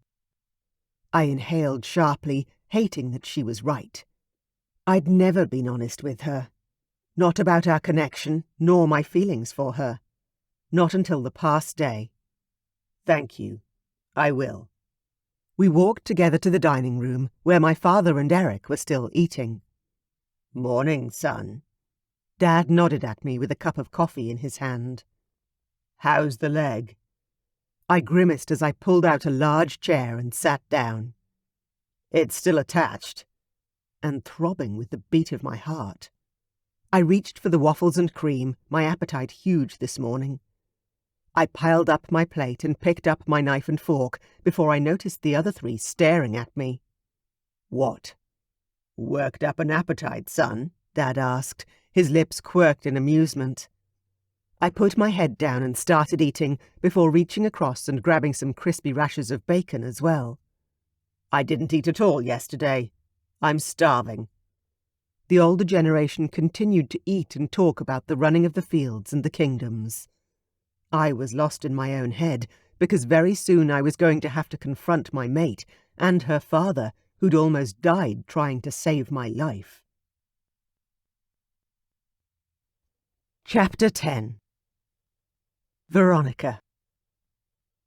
I gripped my father's hand, determined to make up the ground I'd lost. "Dad, I need to apologize for running away last year and for not coming home for Christmas. That was so wrong." He still lay in his huge bed, his face pale and his eyes looking haunted and dark as he stared at me. He looked nothing like my father, the strong King Damon I remembered. But when he smiled, it was like the sunshine peeking around dark clouds, and my heart lifted at the sight. "Sweetheart, you don't need to apologize for leaving. You did what you needed to do, as you always have. As for Christmas, yes, that wasn't the right choice as far as we were concerned, but I have to assume there was a good reason for staying away." His question hung in the air, and my guilt consumed me like a ravenous animal, snapping at my flesh. No. I mean, I had to work. But really, I was just being selfish." Dad squeezed my hand. "I don't believe you, sweetheart. You're not selfish. You may be the dragon daughter whose fierce temper everyone fears, but I have to tell you, it's always given me so much joy and pride to have sired the daughter that intimidates everyone else. And you, the baby, too." Hot tears blurred my vision at his kind words, and I blinked them away. The pain of guilt constricting my chest had gotten worse since speaking to my father, not better. It felt like my heart was about to break. "Oh, Dad, I'm so sorry." "Oh, baby, come here. Come here." He pulled me further onto the large bed, and I curled up and put my head on his lap, like I used to when I was little. He stroked my hair and sighed. "When did you grow up, huh? I feel like I blinked and I missed it." I giggled against his leg. "Hardly, Dad. You've rebuilt your whole kingdom and taken us along for the ride." For a king who had more responsibilities than most, my dad had been in our lives more than any other father I knew. He'd read us stories at bedtime, taken us walking in the fields, and on trips to visit with the tenants. Anselm and his sisters had been treated like royalty since the day they were born, but often I'd felt like a regular child growing up in the Northern Kingdom. Special and loved, but not royal. Not until I turned 13 and my mother decided it was time for me to learn the responsibilities of my position as a dragon princess. That was when the world had changed for me. "Sometimes I wish I could go back there," I whispered, not speaking specifically to my dad, but he heard me anyway. "Back where?" "Back to the fields when I was 10 years old. Riding the sleigh, taming the horses, running through the snow. Enjoying our lands in the simplest and most pleasurable of ways." My dad's sigh was heavy. "You really were made for this kingdom, weren't you, my daughter? Part of me knew it was the wrong choice to force you inside, to learn the more traditional female skills. But—" He sighed again, then chuckled. "Whatever husband you choose will have to like the outdoors. Be able to get his hands dirty, put up with your temper." "Dad," I complained, whacking his leg beneath the bedcovers. "And speaking of Iain—" I sat up and twirled around, sitting cross-legged on the massive bed and staring at my dad with shock. "What about Iain?" How had he known? My dad's face reflected amusement, a slash of welcome colour highlighting his still too pale cheeks. "You think I didn't know?" I rolled my eyes. "Mom." He'd only been conscious a few hours, and she'd already caught him up on all the news. Dad shifted a little, adjusting the pillows behind him and sitting up straighter in bed. "No, it was Iain, actually." My jaw dropped. "Sorry, what? When? He hasn't seen you yet since you woke up." Had my father seriously found out who my fated mate was before I had? "He told me just before the accident." Anger flashed through me. Why am I the last person to know everything? Dad reached out and touched my hand, as if sensing my distress and wanting to reduce it. "Hey, sick man over here." I took a deep breath to calm myself. "Yes, you're right. Okay. Sorry." I would have something to say to that damn annoying mate of mine about this, and he wouldn't like it, I was sure. Plus, if I might correct you, I believe you already knew he was your mate. Didn't you? Before you went away. I looked down at my fingers, clutched around my father's weather-worn, strong, capable hand. I nodded. I couldn't deny it. "Yes. Anthony accidentally gave me a vision about my future." "And you didn't want to know the truth," Dad prompted. "You didn't think to tell us, obviously." "I didn't want it to be true," I cried. "Iain! Iain—" "Had always been mean to you, I know." Dad let out a small groan as he moved his leg. "He wasn't just mean to me," I said, snorting in exasperation. "He made me feel like I had the plague or something. I was already the youngest of all the cousins, and he had me thinking he hated me." Dad leaned back against the bed's headboard. "To be honest, I feel sorry for him." "You what?" I gasped out, blinking at my father. Did I hear that right? "Well, put yourself in his shoes," Dad said, then rolled his eyes. "Oh my God, strike that. For a second I forgot who I was talking to." "Hey!" I put my hands on my hips and glared at my sick father, not an easy feat while still sitting cross-legged on his bed. Dad chuckled, then coughed hard. I quickly leaned across to grab his glass of water from beside the bed and handed it to him. "You okay?" He took a sip, then nodded. "Yes." I waited, then asked, "Are you going to repeat that insult?" Dad laughed and this time managed it without coughing. "Oh, sweetheart, you've never been good at putting yourself in the shoes of anyone else. You're too hot-headed. And right now, all you're focusing on is how hard Iain was on you for all those years. But did he ever hurt you?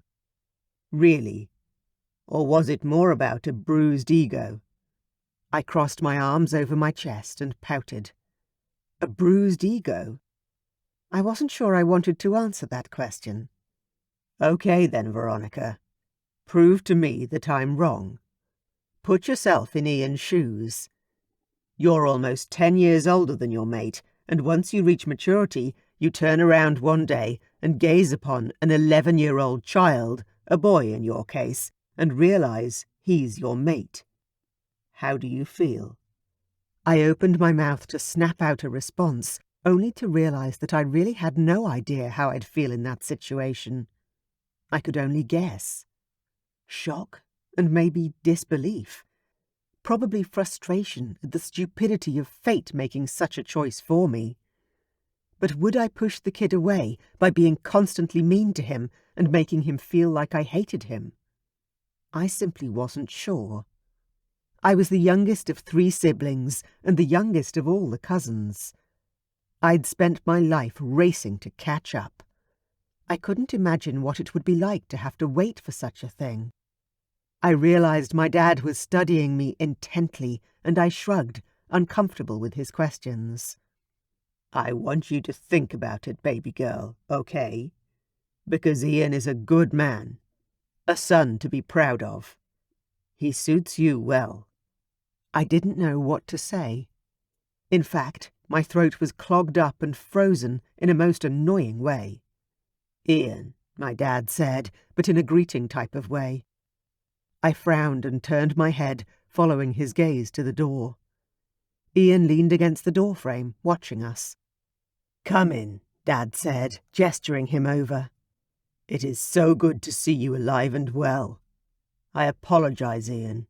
I've failed you. What? My dad had failed Iain? How? I frowned at my father, then turned towards my mate. My beautiful man. God, he was divine to look at. Even confused and angry and hurt as I was right now, my heart soared upon seeing him. No, Uncle Damon. No, you didn't. Iain limped over to the bed, his face contorting. He was obviously still in pain. I watched him move gingerly, and a pang of guilt assailed me. Yesterday, he'd almost died. And I'd dragged him to bed last night to find out if the bond between us was as strong as I feared. It was, and it looked like Iain was paying the price today.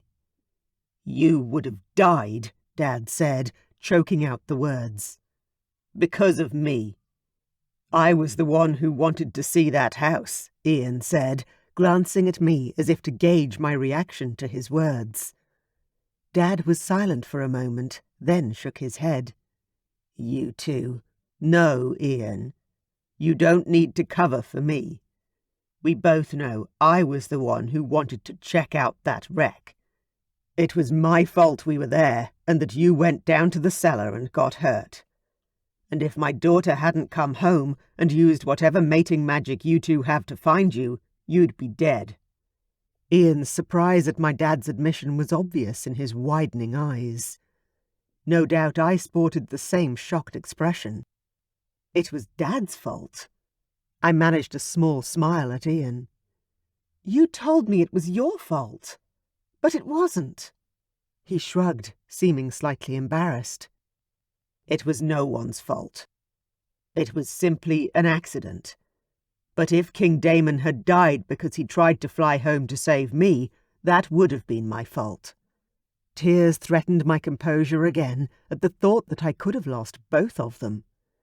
I slid off the bed and wandered over to the blazing fireplace to stare down into the flames. So Iain was a man of secrets, and he'd been covering for my dad. Clearly, he loved my father, and from what he'd said, he loved me too. I don't remember getting home, Dad said, interrupting my musings about Iain. How close did I get before passing out? Close enough, Iain answered, a diplomatic answer. Your people set off the alarm, and everything after that was a chain reaction. Theo sending for Veronica. Everyone trying to track me down. I turned to face them, my throat hurting from the effort to hold back my tears. You're both alive and home, which is all that matters. I'll leave you both if you don't mind. I have to go and speak to someone. I had this intense urge to see Anthony, and I wasn't sure why. I'll come with you, Iain said, but I waved my hand at him. No, please stay with my dad and visit. I won't be long. He nodded at me, not trying to change my mind. I'd spent my life fighting for my place in this family and in the larger group.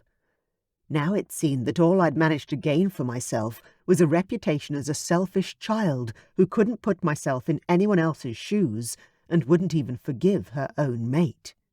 The truth hurts, though, doesn't it? I managed to smile to my father and Iain, and then I ran. Not simply down the castle hallways away from my father's suite. I was also running away from my past, away from my possible future, and away from the pain that all of my choices in life had brought me so far. Chapter 11. Veronica. While Iain stayed to chat with my father, I searched the castle to find my magical friends. I found Marianne and Anthony chatting in the library, drinking tea and munching on chocolate chip cookies. They looked so relaxed I was loath to interrupt, but I really needed to speak with Anthony. I directed my gaze at him. "Can I talk to you for a minute?" Marianne raised an eyebrow at me. "Are my services no longer good enough?" Oh, crap. "Oh, no, I'm sorry, Auntie Marianne. It's just that Anthony, you know." I waved my hands around, not sure how to explain why I needed him and not her. This time she raised both eyebrows. "You mean you're here to apologize again for breaking my son's nose? That wasn't very ladylike, Veronica." I scoffed. "I've never been very ladylike, Marianne." Then I glanced at the prince I'd always considered a brother. "But I am sorry, Anthony. Truly. My temper. I'm sorry. I should never have done it. I was out of my head with worry." Anthony stood up and smiled at me. "I'm fine, Veronica. What do you need?" I bit my lip, chewing on the flesh while I structured my question in my mind. "I don't really know. I just had this insane need to come see you." He chuckled softly. "I'm already happily married, dragon daughter. Sorry." "Oh, not like that." I whacked him gently on the chest. Marianne wasn't leaving, and when I turned to her, she stayed in her seat. "I'm not leaving you alone with my son again, Missy. You punched him, then sucked all the magic out of him. It's taken me all day to get him right again." I gulped and apologized again. "I'm sorry about that." "No, I'm not," Anthony said, glaring at his mother before turning back to me. "You found Iain, saved his life. I would happily sacrifice my health for his." Marianne huffed, but I didn't think it was because she disagreed. She was probably annoyed I hadn't asked her for help. I looked up at Anthony, who had always been at least 6 inches taller than me, and said the first thing that came into my head. "Would you do the premonition for me? Again? Show me my future?" Anthony shoved his hands in his pockets, as though he was afraid to touch me. I didn't blame him. "Why, Veronica? I mean, I've shown you the future. What I've seen, anyway. And I can't always control what I show to others. It doesn't work like that." I inhaled sharply, a twang in my gut making me desire to see it once more. I feel like I've made some mistakes since then. Going to the human realm. Iain being hurt. If it's at all possible, I'd like to see it again, please. I glanced at Marianne, my fear growing. Or am I wrong? Couldn't my fate change? Or is what is seen set in stone? Marianne shook her head and gestured to me. "Come, Veronica, sit. My son can't give you more of his magic today. He's still recovering. But I'll help you." I rushed into the seat Anthony had been occupying. "Oh, thank you." Marianne turned to face me, that special purple magic swirling in her eyes. I can't guarantee I'll see the same thing as Anthony showed you. I don't have any control over my visions. I nodded, holding out both hands. No problem, of course. I don't mind. Whatever she could share with me would be fine. I'd already relived that first vision so many times. Marianne took my hands, and there was a flash of black, then a cracking, like a tree breaking apart and falling. Despite the shock of the sound, I didn't let go. Instead, I waited for the image to come.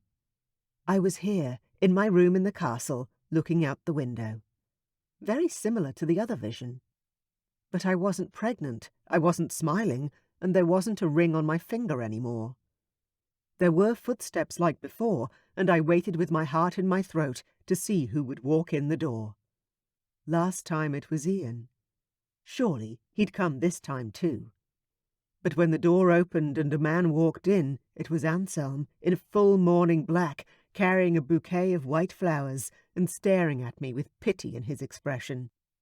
"No!" I shouted, yanking my hands out of Marianne's grip and jumping to my feet. "No! That's not right! It can't be!" Marianne's face was a cloud of misery. "I'm sorry, love. But you were right that your fate isn't set in stone. Every decision we make affects it somehow." "When was that?" I demanded to know. "Anthony's vision was in the future. Years into the future." Marianne shook her head slowly. "My visions are, more often than not, images of the near future." My breath caught in my chest, making the pounding of my heart reverberate in my ears. "How soon? How near, Marianne?" "Days," she whispered. "Hours, even." I took off running down the hallway, screaming to one of the guards that stood in the halls. "Call the healer! Now! Get everyone! Go!" Two of the men took off running in the opposite direction to me. I lifted my skirts and ran faster. I may have fought against my future, afraid of what fate had in store for me. But they would not take Iain away from me. They would not. I wouldn't allow it. I'd gotten my nickname through sheer grit and determination, and I'd go up against the fates themselves if they tried to hurt my mate again. I burst through the doors to my parents' bedroom just in time to see Iain collapse beside my father's bed. "Veronica, get help!" Dad called out as I hurled myself across the room and crawled on my knees to my mate's side. "Iain's sick." "He's not sick, Dad," I said, ice racing through my veins as I pressed my head to his chest and heard nothing. "He's dying." I tilted his head back, checked his airway, then hit him over the sternum, hard. "What are you doing?" Dad asked, throwing back the covers and sliding closer. I put my head to his chest. Nothing. "I'm starting CPR." I put my hands into the compression position and set them to his chest. "I learned how to do it when I went to the human realm." 1, 2, 3. I pinched his nose and breathed air into his mouth. Once, twice. Then I was up again, doing compressions. 30 compressions. 2 breaths. Sweat rolled down my face. "Who taught you?" "I did a course." I panted, getting tired already. But Iain was much bigger and stronger than me, and I needed to push hard. The family had kids. They swam. They wanted me to know how to revive them if they drowned. "Veronica." I could hear the awe in his voice.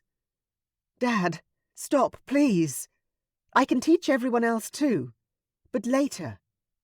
No one in my realm knew any type of CPR. Shifters were strong and healthy. And we didn't swim, let alone drown. Our whole realm was too cold, and especially so up in the northern kingdom where I lived. Every lake was frozen over, practically 10 months a year. Guards came rushing in, joined by Anthony and my brother Theo. "What can we do?" I glanced up, not wanting to stop, but I knew I couldn't keep up this pace. "I need some help. Come kneel beside me, Theo. I'll show you what to do. I leaned forward, breathing into Iain's mouth.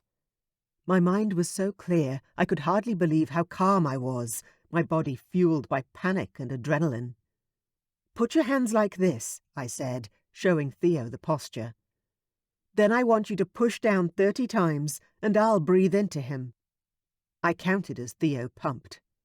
29, 30. Then I leaned down and breathed into him again. What's this doing? Anthony asked, coming to kneel down with us. It's keeping his body alive until we can get help, I said.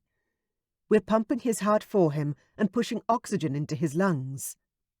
I glanced over at Anthony, who was shoulder to shoulder with me. You ready to take over from Theo? 1, 2, 3, take over. Theo jumped out of the way, and Anthony hopped straight into his spot. I got my breath back, then corrected his posture. Get up a bit more, right over him. Yeah, like that. 30. I pinched Iain's nose and breathed into his mouth. More people burst into the room, including the healer and Marianne. I stared at the healer. Please, you have to help him. The healer rushed over. What happened? Dad called out. We were talking. Iain went pale and said his leg was killing him. Then he went down. 30, Anthony called out. I breathed into him, once, twice. The healer lifted Iain's pants leg, and I stared down at the mangled red mess. It didn't look like that last night. It had been damaged, but healing, not red or swollen. Poison, the healer whispered, opening his bag and rummaging through. Anthony had stopped pumping when Iain's leg was revealed, and I yelled at him. Keep going!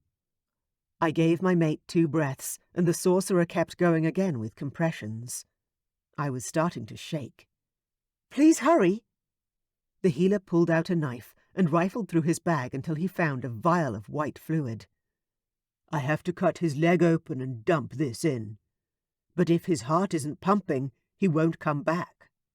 I staggered to my feet, all my hope leeching away. If only we had the defibrillator paddles from the human realm. An idea began to form. Marianne, I need you to shock Iain's heart. The sorceress hurried over to us. Iain's lips were pale. Stavrock came running in, barely dressed. Where's my... No. I ran in front of the huge king. I have a plan, but you need to get everyone back. Please, help me. The king didn't hesitate. He simply nodded and went into damage control. Okay, everyone out. Except Marianne and the healer, I said. Stavrock gathered everyone up, even Anthony, and forced them all out of the room. I continued CPR, even though my arms were shaking and I clinked teeth with Iain while trying to give him mouth-to-mouth. Healer, do the leg thing. Quickly. Don't worry about the scarring. The healer did what I asked, slicing open Iain's leg and pouring the white liquid on his leg. There was very little blood, and what was still there seeped out of the wound, hissing and bubbling when it mixed with the medicine. I'm glad he's passed out, the healer said. That would hurt like nothing else. He's not passed out, I snapped at him. He's legally dead. Now go. The healer grabbed his bag and left. I did one more round of CPR, breathed into his mouth twice, then shuffled back on my hands like a crab. Marianne was hovering, her long dark hair falling down her back. What do you need me to do, Veronica? I need you to shock his heart with electricity, like a lightning bolt. Marianne stared at me like I was crazy. I could kill him. He's already dead, I cried, pointing at Iain's prone body. Please! The sorceress rubbed her hands together, the crackle and spark of her powers caressing her fingertips. She was waiting too long. Do it! I screamed, and Marianne dropped to her knees and set her hands on Iain's chest. Chapter 12. Iain. There was nothing but blackness. cold, calm, which was nice in a strange way. I was at peace. No more fated mate who despised me for the things that had happened in the past. No more responsibilities, stress, or pain. My body didn't hurt anymore, finally, and that was good. That was very good. It was hard to think back to the time before the pain, but I was going to miss everyone. My mom, my dad, my Veronica. She would be better off without me. They were all better off without me. I was only the spare son. Anselm was the heir, and my mate had never wanted me. White light exploded inside my mind and behind my eyelids. Oh God, it was agony. Stop. Please stop. Let me go back to the place of peace, the place without pain. Then I was dragged back into my pain-riddled body, my leg on fucking fire. I groaned and rolled onto my side, drawing my legs up toward my chest. Oh, God! You're alive!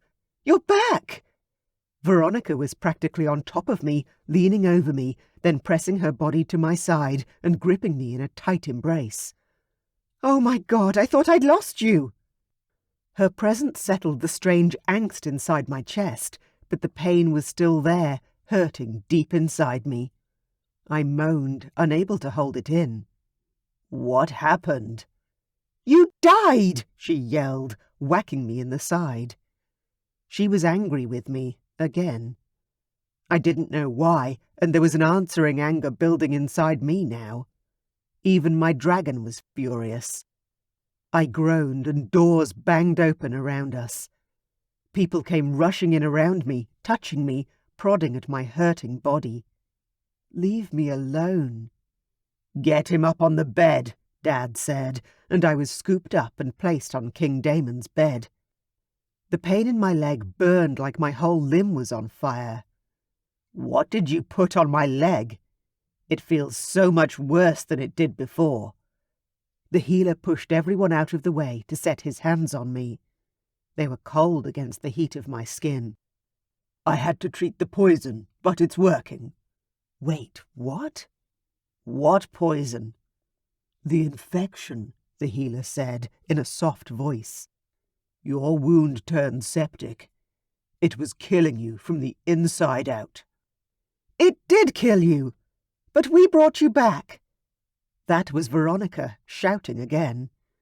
She seemed super upset about the almost dying thing, especially given she didn't seem to like me.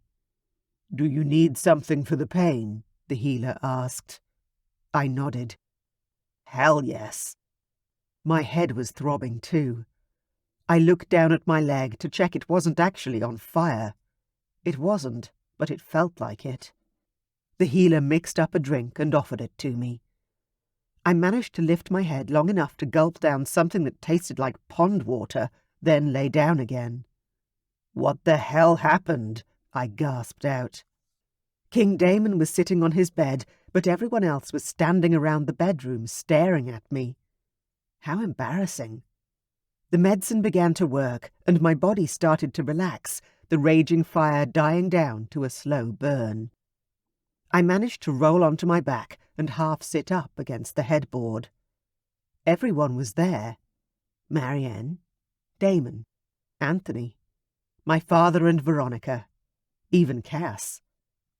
2 kings, 2 queens, and their offspring. This is an impressive audience, I managed. For a prince who will never be king. It's a bit much, don't you think? Veronica glared at me, not liking my joke, obviously. Hey, dragon daughter, lighten up. I smiled at her. You should leave. I'm not worth the royal procession. If she'd been in her shifter form, I think I may have seen smoke blow from her nostrils. You ungrateful turd! I gaped at her, then laughed. Oh, God. This is what I came back to life for, to get more shit from my mate, just as I had for the past decade. Seriously, I growled at her. I'm ungrateful. I crawled back from death itself, and this is the shit I have to deal with. But what's changed, right? You still hate me. Obviously, you always will." Her mouth dropped open, and her eyes shifted, the irises transforming into the shape of her dragon. Then she turned and ran out of the room. I felt nothing watching her go. Actually, that wasn't quite right. I did feel something. I was glad. She should go. She didn't love me. She didn't want me. King Damon shifted further onto the bed, his bed, and shook his head at me. "Oh, mate, you screwed that one up." I wanted to get up, to leave. I didn't want to be there. But even the slightest movement hurt, so I just lay there and grumbled. "I don't care," I said truthfully, rolling into the fetal position and closing my eyes. "Nothing's ever going to change with Veronica. I should have stayed dead. Then she could have married someone else, been happy, without me." "Iain!" My father's shocked disapproval was clear in his tone, but I couldn't shake the black cloud descending over me. I didn't bother to open my eyes or respond when he added, "Don't say things like that." I should be dead. I wish I was dead. The voices around me changed, becoming muffled. I couldn't make them out. They were murmuring about me, about where to put me, how to deal with me. I didn't care. The depression swallowed me up and I burrowed under the covers. They should have just left me in that abandoned house and let me die. Veronica. I was fuming. He'd rather be dead than be with me. I ran straight back to my bedroom, picked up the nearest thing, which happened to be a vase by the door, and hurled it across the room. It hit the wall hard, shattering into a million pieces. Just like my heart. Gah! I clenched my hands into tight fists and screamed out loud. "You fucking bastard! I knew it! I knew I couldn't trust you!" I was too angry to cry, so I stomped around the room, throwing anything I could find. Until finally, there was nothing left to break, and I fell to the ground in a pile of sorrow. I finally cried, but I was strangely numb, cold. When there was a knock at my door, I ignored it. I didn't even know who it was. The whole house was crawling with family and friends, so it could have been anyone. I didn't care. I needed time out to try and calm down. The next knock was followed by the door opening, then a low whistle. I thought I heard the breaking of expensive things. I didn't look up, but I rested my face on my knees. Mom doesn't put expensive things in here. She knows they're not safe. King Stavrock walked into my room, then sat down on the floor beside me, resting his back against the bed. "How are you doing, dragon daughter?" I sniffed. Despite the broken bits, I'm fine. I was always fine. Stavrock nudged me with his shoulder. "You can't take the things that Iain said when he woke up just now to heart. He didn't mean any of it." "How do you know? You didn't even know I was his fated mate. He didn't tell you. He's ashamed of me. Embarrassed I'm so, well, me." I couldn't help the fire that burned inside of me. I'd tried to quiet my fiery nature. I'd done yoga and meditation and tried to channel my mother's calm, but it never worked. "Hate to tell you this, kid, but you are awesome. You're so much like your mother." I turned my head to look at the big king, still resting my cheek on my knees. "What are you talking about, Uncle Stavrock? My mother is the perfect queen. Calm. Ladylike." My uncle laughed so hard I sat up and straightened out my legs to mimic his posture. "What are you laughing at?" "Oh," Stavrock chuckled, "just the way time changes things. Who we all were 30 years ago is very different to how we are now." I stared up at him, remembering a story my cousins had shared with me a few years ago. "You mean like how you killed the King of the Black Mountains to save Aunt Lucy?" Stavrock sobered, but nodded slowly. "Yes, just like that. I may be old now, Veronica, but I wasn't always. I loved, I fought, I almost died. I made mistakes, a lot of them, but it all came out well in the end." I waited, but I wasn't patient on my best day, and this wasn't that day. "And my mom? What was she like?" He rested his head back against the bed. "She was a true dragon princess. Strong, opinionated, beautiful." I smiled. "She still is." "But she wasn't the calm lady you know now," he said. "She wouldn't settle for an ordinary life. She wanted to see the kingdom to the north when no one travelled here back then. This place was in ruins, but your mom, she wasn't afraid. She fought the wolves to keep the children safe. She pulled your father back from the brink of death. She was stronger than you know, Veronica. She was just like you, but you have the advantage of growing up here, in the toughest kingdom in our realm. You're your father's daughter, but trust me, Queen Cass was a rebel in her day too. Very feisty. I could barely keep her in line." I chuckled. "Mom, feisty? And needing to be kept in line?" That didn't sound like her. "Exactly." He nudged me again. "Stop being so hard on yourself. You're young, and yes, you're a hothead. But that's the dragon royal blood. My children have a human mother. Eric and Marianne are a mix as well. But you're a dragon princess through and through." I gulped. "But Mom isn't actually your cousin." He smiled. "Her parents were my mom's best friends and full-blooded dragons, so trust me. They had the strength of our ancestors in their bones, and they passed it on to Cass. And through her, to you." I sighed and rested my head on my knees again. "So, I'll be this out of control with my emotions forever, huh?" "Hey, are you forgetting the first part of this conversation? I'm old and tired. Your mum is calm and queenly, and your poor dad, well, he barely managed the flight home after an injury." "That's not making me feel better." Stavrock chuckled again. "Dragon daughter, you are in your physical prime. You're young and healthy. Enjoy the fire that flows through your blood instead of fighting it, and please, give my son a second chance." I pressed my lips together in a flat line. Stavrock shook his head before hauling himself to his feet.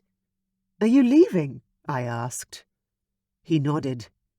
"Yes, I need to fly home for a few days and update Lucy. She doesn't like to be left out of the loop for long." I jumped to my feet far more quickly than he had. The difference in our physical ability is obvious in that one movement. "Why should I give Iain a second chance, Uncle Stavrock? After everything he's said and done. I don't want to be with someone who doesn't like me or want me around." He shrugged. "Because ignoring the fated mate bond is fatal to all that are involved, Veronica. You won't find another who will love you the way Iain does and can. And I promise you, my son loves you dearly." I crossed my arms over my chest, still finding it hard to believe him. The huge king walked to the door and opened it before turning back. "Veronica, you don't have to forgive him. Hell, you can punish Iain for the rest of your lives if you choose to, but before you make a decision like that, one that will bring great sadness to both of you, I ask that you give him a second chance to prove himself. You won't be sorry." Then King Stavrock left the room, taking all my anger with him and leaving me with nothing but my own sadness. Chapter 13. Iain. The pain in my head wouldn't stop, and the darkness of my thoughts were downright black as midnight. But I'd scared Veronica off, again, and I had no lifeline to drag me to safety. No rope.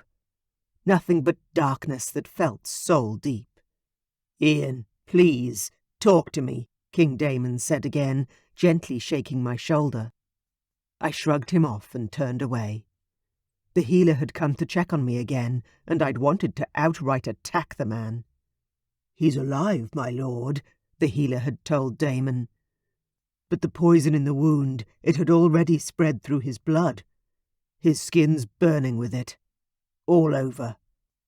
I groaned. They should have left me dead.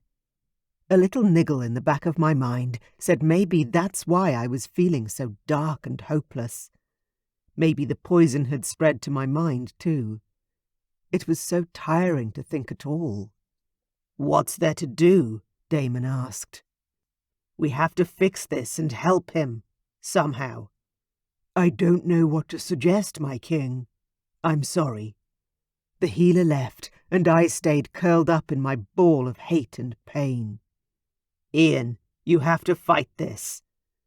"I want to go home," I managed to groan. My own bed. My father's kingdom. If I was going to die, I wanted to die in the same place I'd been born. "You can," Damon said. "When you're strong enough to travel. Could you shift? That might help detox the poison from your system." I searched inside for my dragon, but he was curled up, angry and half dead. I shook my head. No way. I wasn't sure my dragon would survive a shift. "Iain, you need to get up. Have a shower. Can you stand?" I lifted my head, a hint of humour lighting me up for just an instant. "Can you?" Damon swung his legs off the side of the bed and got up, swaying like a tree in a strong wind. I laughed, though there was slight bitterness in the sound. "Sit down before you fall down." Damon picked up a pillow and tossed it at my head. It hit me, and I batted the fluffy insult away. "Fuck off." "What the hell is wrong with you?" Damon yelled at me. "You're young. You're a prince. You've waited 10 years for your fated mate, and now that you finally have a chance with her, you're giving up." Finally, I uncurled and managed to push myself up enough so that my belly ached with the muscle strain. "I don't have a chance with Veronica. She hates me." Damon laughed, the noise a stark contrast to the voice in my head. "She doesn't hate you, Iain. Quite the opposite. You're a fool if you think that." "You're wrong," I spat back. "She won't forgive me for what I had to do to her when she was a kid to keep her at a distance. She thinks I'm an asshole." Damon's dragon flashed in his eyes, and my breath caught in my throat at the sudden ratcheting up of tension in the room. "My daughter is the best thing that ever happened to you, you sorry son of a bitch. She's dragged you back from the brink of death. Twice. And if, after that, you're not willing to even try to live, then damn you, Iain. Damn you to hell." Damon stalked out of the room as regally as his injured body would allow him. I fell back against the pillows, my exhaustion bone deep. A soft knock at the door made me turn my head, and there she was, my mate. Veronica stepped into the room, twisting her fingers around like she was nervous, but a tentative smile played on her lips. "And I thought I had a temper." I snorted. "We're all a product of our parents, I suppose." "You still hate me," she whispered. I shook my head, forcing myself to take slow, deep breaths. "I told you before. I've hated myself, Veronica, but never you." She took another step forward. "I spoke to the healer. He said the poison spread." I ran a hand through my hair, trying hard not to scream. "I can't. My thoughts. My God, Veronica, I can't. This lethargy, this deep depressive state, where I can't seem to pull myself free. Hell, this isn't me." I finished more quietly. I think it's the poison. It has too strong a hold. I can't seem to shake it off. She rushed the last few steps to the bed. There's this place Mum and Dad took us as kids. There are hot springs, and Mum always said there were healing powers in the waters. Hot springs? I scoffed half-heartedly. Here? In the north? The Winter Palace? She nodded, her eyes flashing with the wrath of her dragon being challenged. You know, if you don't pull yourself together, I'll just fly back to the human realm for another couple of years. It was fun. Dancing and working and sunbathing on the beaches there. I have years before my unrequited mate instincts begin to drive me crazy. I narrowed my eyes at the dragon daughter, opened my mouth, then shut it again before I spat something nasty at her. She was right. I was the one fast approaching the age where I would start going crazy, needing my mate. She wasn't. She was young. She'd run from me before.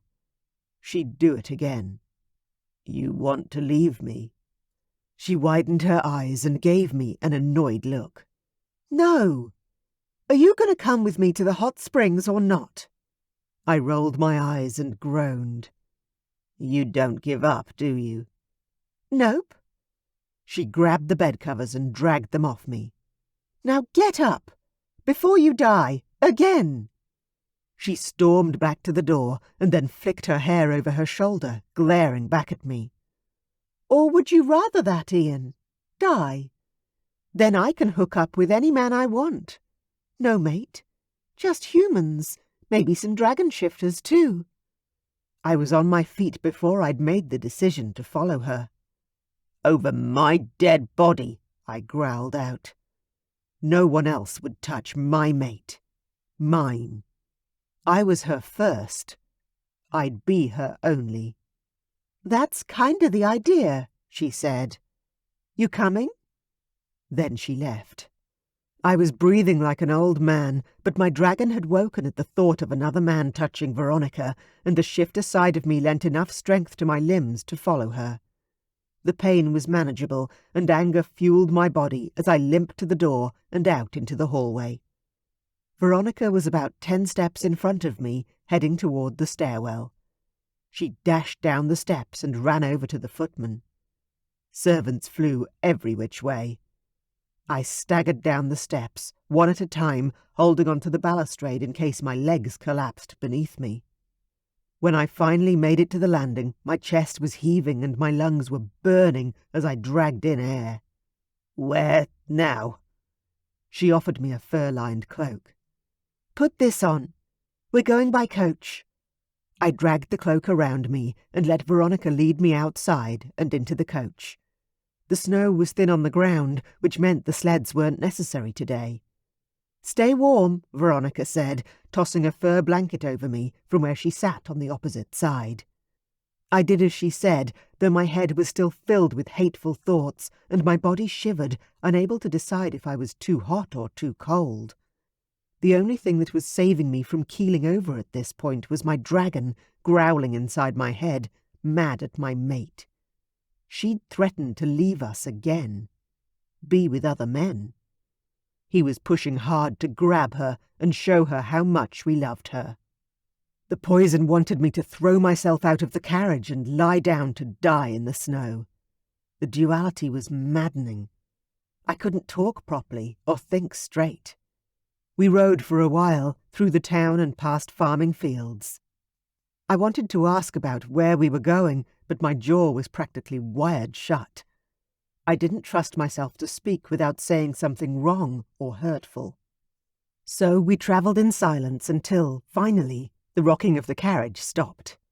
Where are we? I bit out, the pain beginning to overwhelm me again. Everything hurt, throbbing hard. Come on, let's go. Veronica pushed open the door and got out of the carriage. I took a deep breath, not sure I had the strength for this next part of the journey if we had to walk far. Iain, get your ass out here. A smile quivered on my lips. There's my dragon princess. I hauled myself up off the carriage seat and fell down the steps to the ground, moaning as pain shot through me. Fuck me. If you can get your head and your body sorted out, I might just do that again. Let's go. Veronica marched off toward the foothills, boulders and darkened cave mouths stretching ahead of us. Where are we? I'd never seen this part of the Winter Kingdom before. Veronica didn't answer. She just disappeared into the mouth of one of the caves. It was late in the day, and the setting sun cast spectacular colours across the landscape. Burnt oranges, yellows and purple. I inhaled the chilly air through my nose and shivered. I had no idea if this was going to do anything good, but at this point, could it get any worse? I limped to the cave entrance, annoyed that she'd left me to make this walk by myself. Stupid, I knew, because I wouldn't have wanted her pity or her help. But in the moment, I wasn't thinking straight. And I knew it, so I forced the words and thoughts down and just concentrated on putting one foot in front of the other. As soon as I stepped into the cave, a wave of relaxation washed over me, and my thoughts felt less like they were tumbling around in a washer. You weren't joking. Steam rose from pools of crystal-clear water inside the cave. Veronica was lighting candles and lanterns. My dad kept this as his private sanctuary for a while. The one place that was truly his while he rebuilt his kingdom. Then he brought Mom here, and they opened it up to the people. I glanced around. Looks like no one really uses it now. No. I think the people still thought of it only as the king's place. They never really came much, but Mom and Dad did bring us here, and I always felt, I don't know, healthier afterward. I hoped she was right. Veronica began to undress, stripping off her clothes to fold them and place them in a nearby basket. I watched, not moving. She was spectacular to look at. Skin as smooth and beautiful as silk. I ached for her, especially with those beautiful curves this close. Then I started, as I realized I hadn't thought about anything physical with her since I'd been brought back from the dead. Maybe there really was some truth to her story about this place having healing powers. For the first time in ages, I began to feel more like myself. Veronica's final pieces of underwear fell to the rocks at her feet, and she scooped them up to put them in the box alongside the other clothes. She stood on the side of a pool, facing me. The curve of her breast was lit up by a lantern positioned behind her. The still angry flame in my gut began to ebb in the presence of desire unexpectedly growing once more. "Come and swim, Iain," she said. "I'm not giving up on you. We'll get you better, no matter what. As long as you don't give up on yourself. That's what made me so angry earlier. I couldn't bear it if—" She shrugged and turned to the water. "Come on." She waded into the pool, not waiting for me, the clear waters rising as she descended, caressing her hips, her back, her breasts. Then she was submerged almost to her neck, smiling at me in anticipation, her long hair floating around her like a mermaid. "Well? Coming?" I began to undress. First my shirt, then my pants. And then a thought struck me and I paused. But my poison, my blood. What if I ruin the spring, Veronica? She shrugged, her breasts bobbing in the water, drawing attention to her strawberry-pink nipples. "A price I'll happily pay for your health, Iain. We'll drain the pools and start again." "A second chance," I whispered, limping toward the spring, fully naked. Everything still hurt, but whether it was the rocks or the steam or the fact my mate was forcing me into the light, I felt markedly better. Clearer in my head. She nodded. I stepped into the water, the heat surprising me. "Whoa, that's hot." She smiled, reminding me of a siren calling me to throw myself into the sea. "No, it's only warm, I promise. Your body is out of whack because of the fever you've had, so the contrast will burn for a moment. It will settle. Just keep walking. Come to me."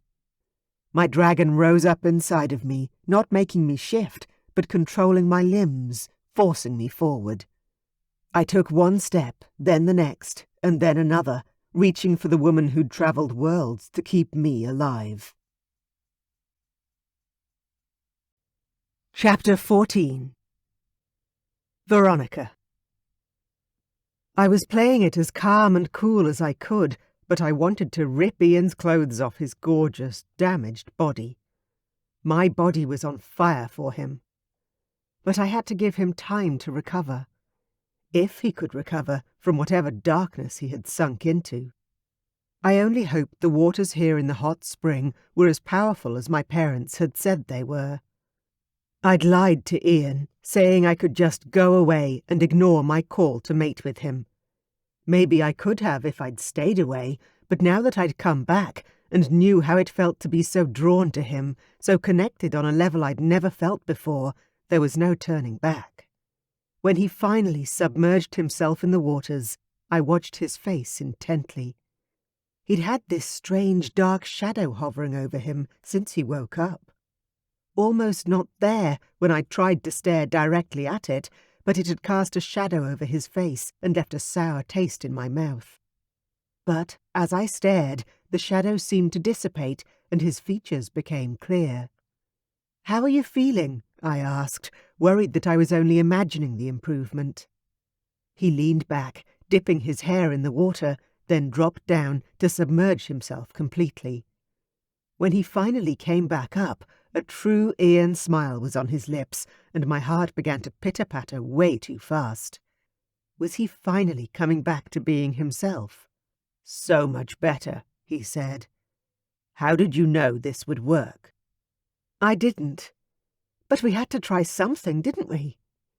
The healer had said there was no hope, and my father's advice wasn't going to do more than make Iain think twice about dying. I had to do something drastic to help him. Say something provocative. Despite being the second son, the spare to the heir, Anselm, Iain was the king of my heart.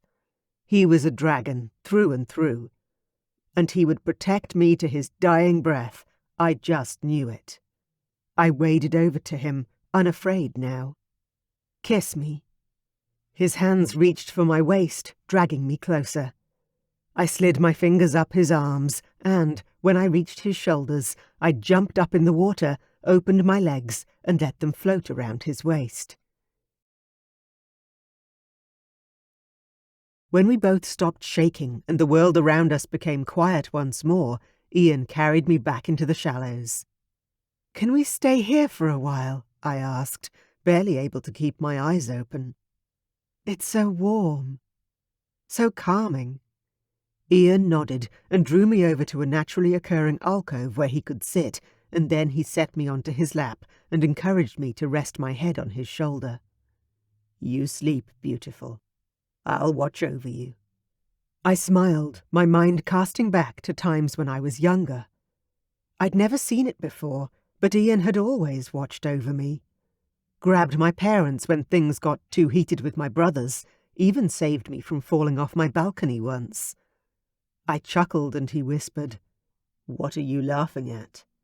My eyes were closed, but I said, "You, saving me from falling that day. The balcony rescue, remember?" He groaned. "I certainly do. You almost gave me a heart attack." I nestled into him, hoping the water around us was healing Iain's body as it was mending the rift between us. "You yelled at me so bad, I didn't talk to you for a year after that." The memory made me smile now. He sighed, though, sadly. "I know." I lifted my head and forced my eyes open to look at him. "I'm sorry I didn't understand.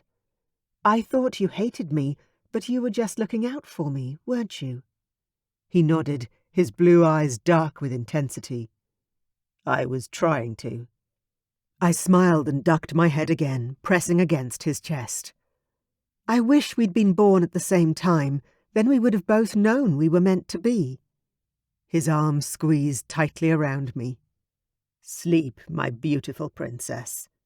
Because tomorrow I'm marrying you, and you won't get much sleep after that. I was already drifting, sleep claiming my blissed-out body. Tomorrow, huh? He chuckled and kissed the top of my head. Sleep. Chapter 15. Iain.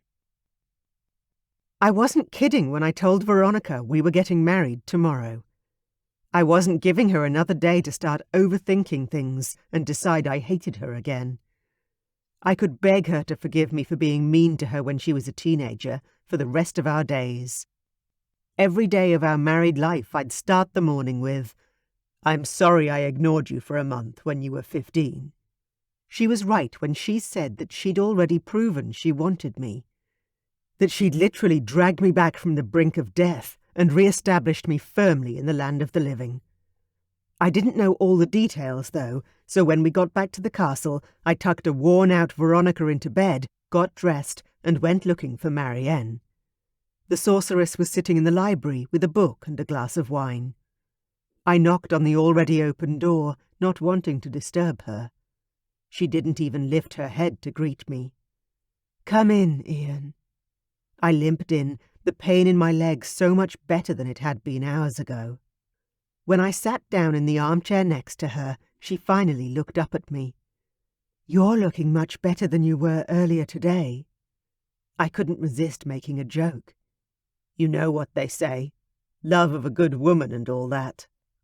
Marianne assessed me, her eyes glowing violet in the light. "You're different somehow." "Veronica took me to these hot springs and we bathed there. I'm not sure what it did, but the pain is less. My thoughts aren't as dark. Significantly less so." She brought her drink to her lips and took a sip. "She saved you. Again." I nodded. "Is that twice or 3 times now?" Marianne turned in her chair toward me. "I'd count it as 3 myself." I chuckled. "All in the space of a few days. Imagine what the count will be at the end of our lives together." Marianne's eyes widened, then a large smile spread across her lips. "Is there to be a wedding?" I nodded. "Yes, tomorrow. I have to speak to Damon and Cass. Would you get word to everyone else? Mom, my sisters, everyone." She closed her book and stood up. "Yes, there isn't a moment to lose. When do you want everyone here? Really tomorrow, or just soon?" I stood also, shaking out my ankle as pain tingled down to my toes. "Tomorrow." She shook her head, but her smile was kind as she said, "As impatient as your father you are." Not many people compared me to my dad, King Stavrock. Those words were usually saved for Anselm. "I'll take that as a compliment." "Oh, you should," she said. "In lots of ways, you're more like him than your siblings. You have his fire, his heart. And that's the thing that sets Stavrock above most men. His good heart." I leaned forward and kissed Queen Marianne on the cheek. "Thank you." We began walking toward the doors. "Let's go speak to everyone now," Marianne said. "Cass isn't going to like the fact she won't have months to plan her only daughter's wedding." I shrugged. "I don't care so much for the party. I just want Veronica to be my wife." Marianne's approval was obvious in the warmth of her smile. "Well said." I reached out to stop her from floating away. "Can I ask you one more thing before we go?" "Of course." "What happened in Damon's bedroom? Everyone keeps saying Veronica saved my life, but all I remember is passing out, then coming to in so much pain. And the hatred in my heart had been terrible. I could still feel the shadow of it." Marianne blew out a long breath and pressed her hand over her heart. "Oh, well, that will be a story we will be telling our grandchildren. It is officially up there with Stavrock killing Magnic to save Lucy." I gulped. "You have to tell me now." She grinned, her white teeth flashing. You died.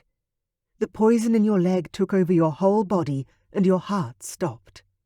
I stared at her, barely able to believe it. But no one comes back from death. Marianne raised her eyebrows and gave me a knowing look. Veronica has been in the human world, learnt their tricks for saving people when their hearts stop. She managed to breathe life into you and keep your heart going while the healer flushed out your wound. My jaw dropped. I don't even know what to say. She laughed. Then she had the audacity to ask me to create lightning with my hands and start your heart again. I've never been so scared in all of my life. Now I had 100 questions for the woman who would soon be my wife. Sounds like Veronica learnt a lot from her time away. Marianne nodded. She certainly did. It is only because of her that you're here, alive and well. Your parents didn't lose a beloved son. Veronica didn't lose her fated mate. And you, lucky man, didn't lose your life. I swallowed down the lump in my throat. I owed her far more than I'd realized. I can't. Marianne lay her hand on my sleeve. Let's go talk to Cass and Damon. You can thank Veronica for your life later. Yes. Actions spoke louder than words, always. You're right, Aunt Marianne. Let's go.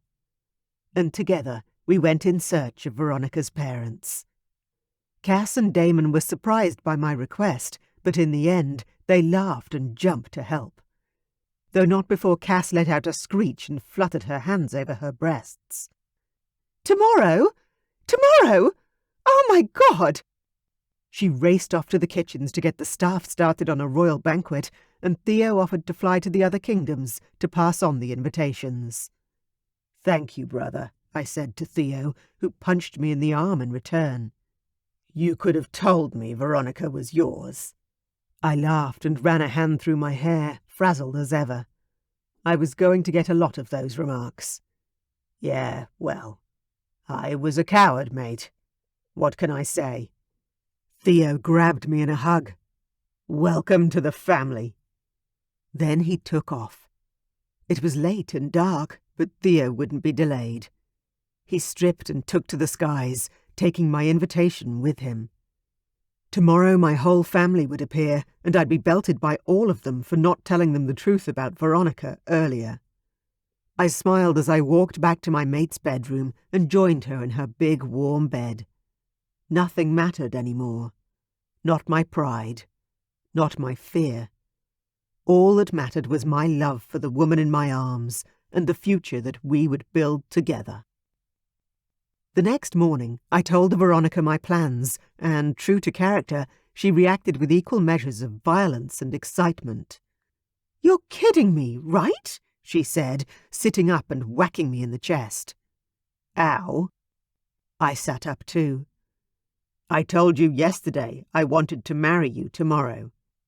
Yes, but I thought you were joking. She glared at me with all the fire she possessed. I glared back at her. I wasn't. I want you as my wife. Now. Today. I don't want to wait a moment longer. And what about what I want? She demanded, sliding out of bed so she could stand and put her hands on her hips. I was treated to the full Veronica glare this time, her eyes flashing with passion. She looked magnificent. I leaned back against the headboard, still confident in my decision. And what do you want, Veronica? I want... She huffed. I grinned at her. Do you want 3 months so you can plan the flowers and the dresses and the... She groaned and threw her hands up in the air. Hell no! I hate all that stuff. I threw back the bedcovers, walked over to her, and dropped down onto one knee. Luckily, my leg was much better since bathing in the healing spring. Then marry me. Today. If you want a fancy party in a few months, we can do that too. But today, please, become my wife. Let me commit the rest of my life to you, and I'll do anything you want. We can go live in the human world for a few years even, if that's what you want." She frowned down at me, then whispered, "You really love me?" A laugh burst from my lips. "Hell yes. You've already proven you'll fight death back to save me. Now you've got to give me the chance to prove that I love you just as much." She moved closer, a smile playing on her lips. "What about your parents? And your sisters? Don't you want them here?" I nodded. "Yes. Theo flew off last night to tell them." She rolled her eyes. "Of course he did. Everyone's conspiring against me." Slowly, I rose up to my feet. "If you really don't want to marry me." Her hands pressed into my chest, holding me in place. "No, no, no. I'm sorry. Ask me again." She took a step back and held her breath. I knew I shouldn't laugh, but I was close to it. My beautiful girl had to fight her temper at every turn. I reached out and gripped her hands, which were trembling. "Veronica, Princess of the Northern Kingdom. My beloved. My fated mate. The woman I love with all of my heart. Would you do me the great honour of marrying me today?" Her eyes glistened with sudden tears, and she nodded vigorously. "Yes, I'd love that, Iain." I swept her up into my arms, my heart soaring with joy. "Then let's get started." She hugged me tight, but as I put her down on the bed, she started pushing at me. "Don't start any of that stuff yet. You shouldn't even be seeing me today. So go, go, go." I gaped at her. She pointed at the door. "Quickly! It's bad luck for you to see me before the wedding, and I don't even know what my dress looks like yet. Go!" I shook my head, the blood taking its time to drain away from my groin. "Looks like we're waiting for tonight." I scooped up my clothes and quickly dressed before heading to the door. Veronica was already in the bathroom, and I heard the shower start. "Hey, dragon daughter. See you tonight." "Go!" she yelled back, and I left her room with a grin on my face. My life with Veronica would never be boring, that was for sure. Chapter 16. Veronica. An array of dresses my mom had assembled for me to choose from were laid out on her bed. "What do you think, sweetheart?" Her voice held excitement. Clearly I'd made her, and Dad too, no doubt, very happy. Hell, I was happy. I couldn't wait to marry my mate. I assessed the dresses and pointed. "Great choices, Mum. But I'm thinking this one. What do you think?" I picked up the long flowing gown embellished with embroidered flowers and beads. It wasn't my usual style, but it called to me somehow. Mom put her hand over her mouth like she was about to burst into tears. "You okay?" I asked. She nodded and took her hand away from her mouth. "Oh, yes. I just didn't think you'd like that one. I almost didn't put it out. But it's my favourite for you." I glanced over at the other plainer choices. Mum had been thoughtful in her selection, choosing dresses in a range of colours as well as white. I smiled at her. "No, this is the best. I love it." The seamstress rushed over and slipped it out of my hands, a big smile on her face. "This won't take long to adjust to your size, Princess. You're the same build as your mother when she wore it, and almost exactly the same age." My mouth dropped open, and I turned to Mom, stunned. It was my turn to almost burst into tears. "Is this your wedding dress, Mom? It's beautiful. Why haven't I seen it before?" She reached out an arm to me, and I grabbed her hand and squeezed it. "You were never interested in such things before," she said. "You wanted to be out in the farmlands with your father. while Her eyes were swimming with tears, and I rushed into her arms to hug her tight. I love you, Mum. Thank you for throwing this crazy wedding together for me. She laughed and squeezed me back. Crazy is right. A day to prepare. Though I don't blame Iain for wanting to rush. He adores you and doesn't want to give you a chance to get away again. When I pulled back and looked up at her, there were tears on her cheeks. Why are you so emotional today, Mum? Because of the wedding? Her lower lip quivered a little as she inhaled deeply, obviously trying to get herself together. Yes and no. This is the start of the rest of your life, baby girl. And I'm just so relieved. I laughed as the seamstress began to pull my clothes off to get me into my mother's dress. Why? Were you worried that no one would ever have me? I wouldn't have been surprised if she said yes. Oh, no. Mum helped me pull up the sleeves and began doing up the tiny buttons at my back while the seamstress pulled out a tape measure and a little tub of pins. It's not that. It was just, I knew that you would be uncompromising in love. That only a fated mate would do. Like your father and I. The last of the buttons were done up, and I shuffled over to the mirror, wanting to get a better look. The woman who stared back at me was someone I didn't recognize. Wow! I couldn't believe how beautiful the dress was.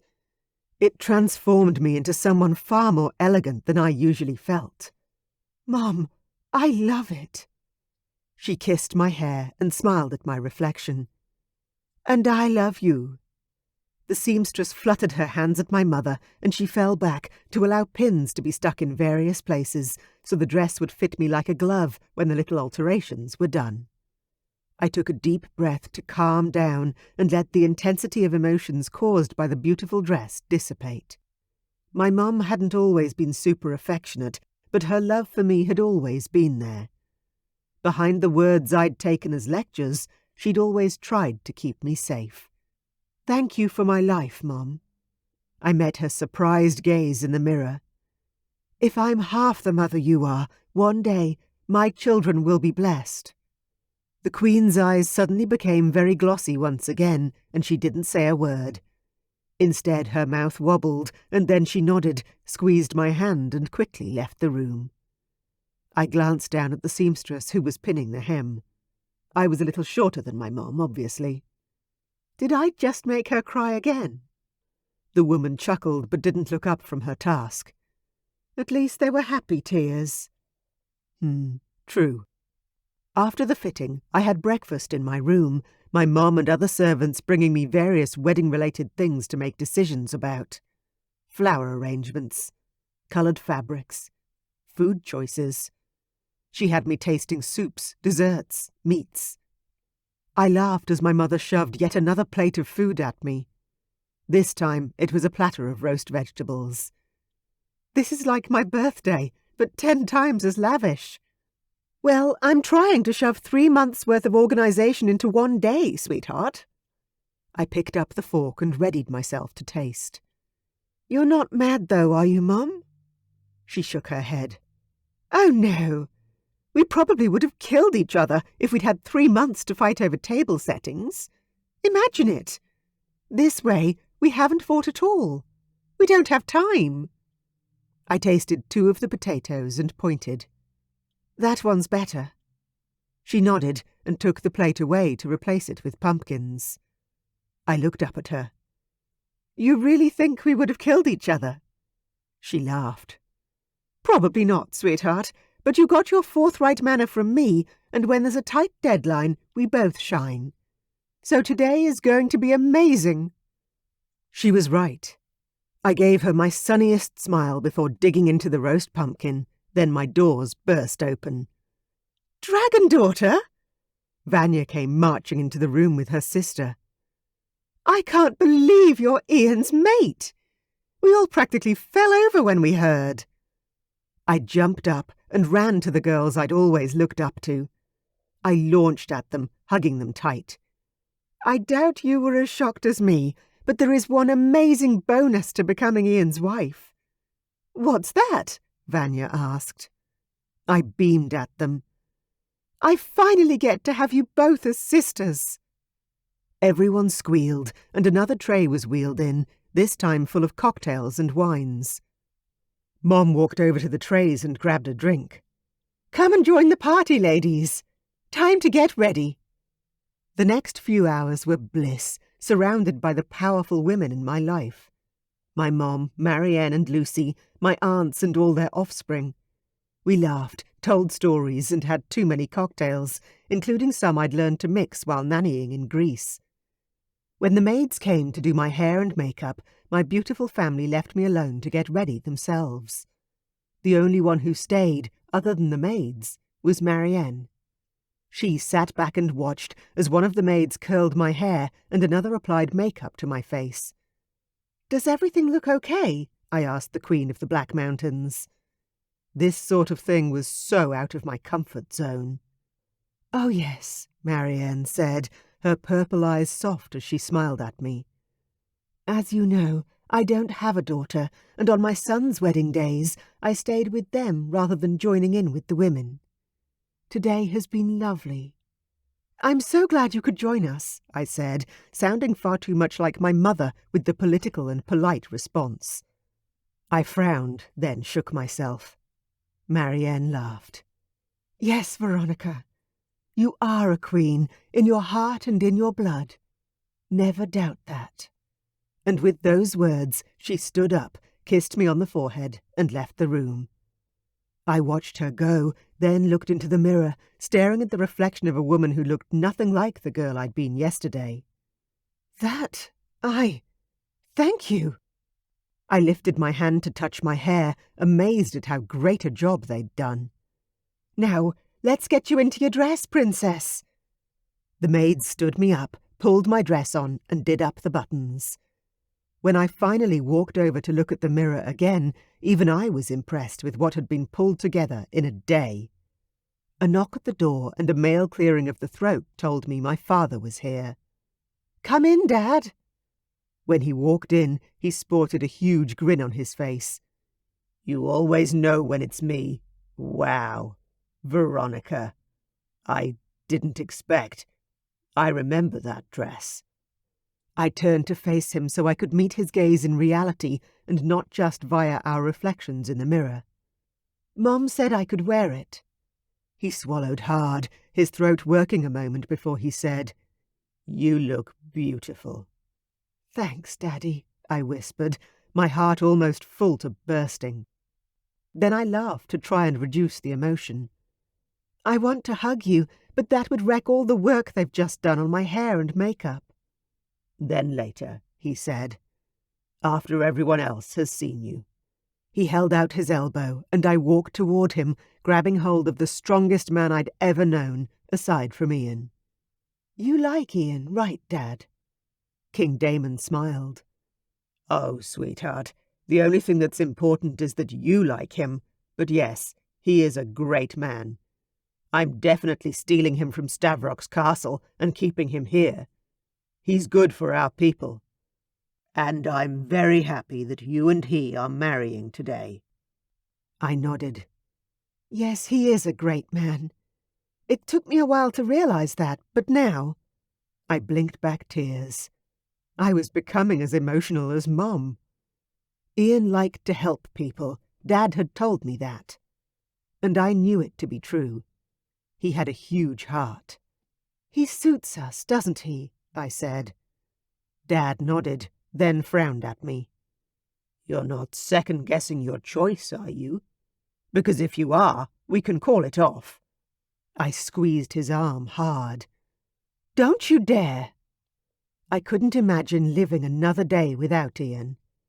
Not to mention the fact that my mind kept circling back to that first vision Anthony had shown me. I could be pregnant right now. I wouldn't know. But the thought of it filled me with joy. Dad grinned and puffed up his chest. "That's what I want to hear. Let's do it, baby girl." The servants opened the doors for us, and we walked out of my room and down toward the ballroom where the wedding and reception were being held. "Does everything look good in there?" I asked. Your mother has done a wonderful job." The pride in his voice was evident now. "I think you're going to love it." When we reached the entrance to the ballroom, the doors were decorated with ribbons and my favourite white lilies. "Oh, wow, that does look great." Dad laughed. "Oh, this is only the beginning." He nodded at the footman who opened the double doors. "You ready?" he asked again. "Or should we take another lap?" I pulled at his arm, forcing him forward. "I'm more than ready to be with Iain forever. Don't make me walk down this aisle by myself, Dad."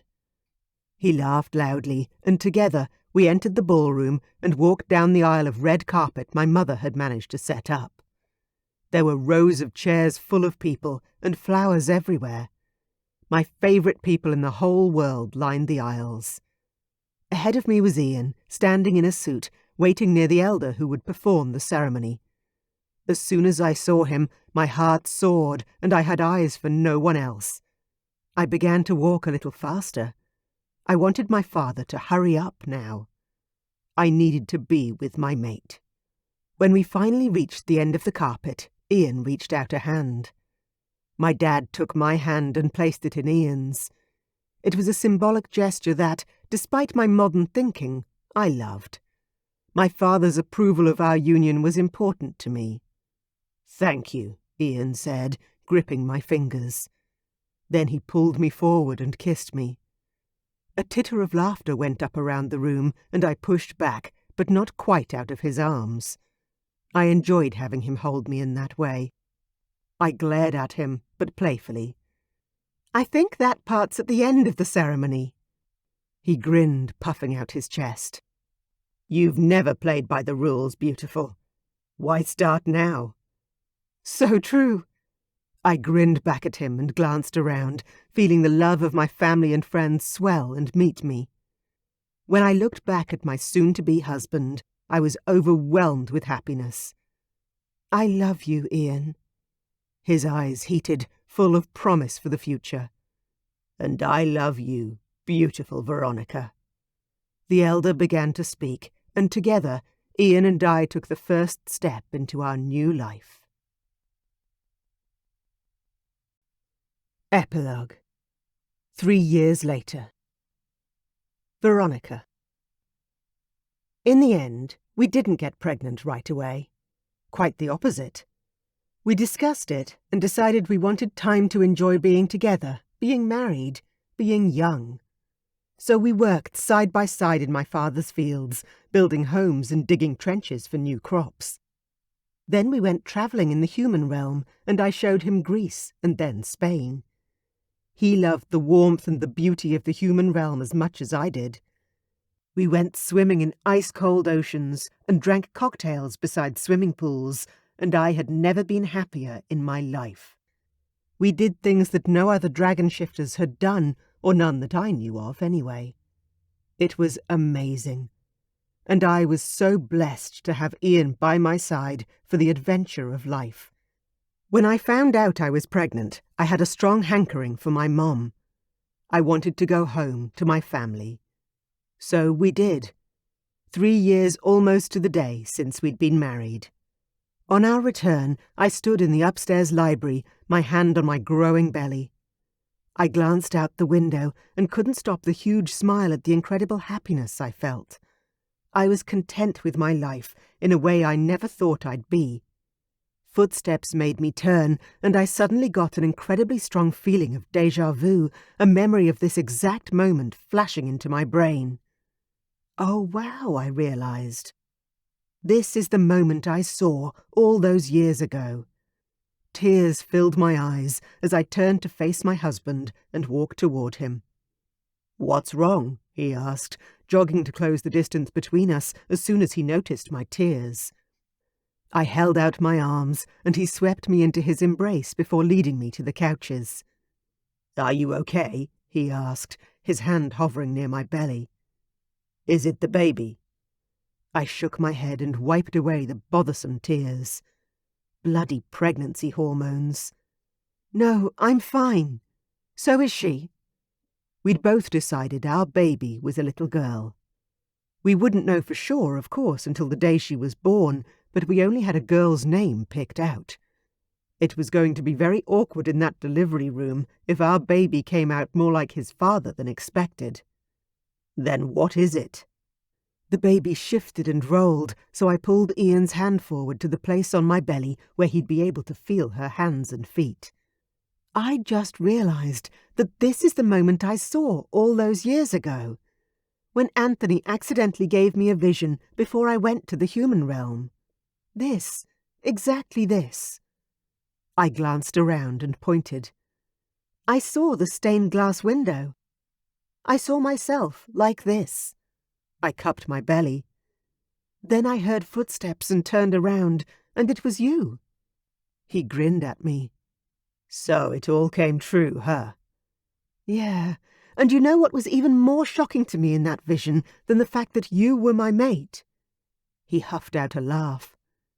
I'm almost afraid to ask, but sure. Tell me. I whacked him softly on the arm. Don't be afraid to ask. It's not bad. He gripped my chin softly, then leaned forward and kissed me on the lips. Okay, tell me. It was how happy I looked in that moment that shocked me more than anything else. Iain pushed my hair back off my face and tucked it behind my ear in a move as gentle as it was considerate. How come, beautiful? Because back then I was so unsettled. Angry almost all of the time. I couldn't imagine being so happy. Pregnant. Married. It just seemed so unbelievable. I thought it must be a lie. Or my mind playing tricks. I just couldn't understand how I could ever reach a place of such joy. I'm glad. Iain put an arm around my shoulders and slid close beside me so he could stare out the window too. I feel exactly the same. So happy, as if life has fallen into place exactly as it was meant to, for both of us. He huffed out an amused breath. Looks like we're meant to be after all. I kissed my husband's cheek, then lay my head on his shoulder, enjoying snuggling against him. His gorgeous scent rose around me, and I drew it into my lungs. Of course we are. I never doubted it. I giggled as he shook with laughter, but didn't raise my head again. My beautiful prince knew me better than anyone, but that didn't mean I couldn't still tease him a little. Life really could be as perfect as a dream, and it took our fated mate love to prove it.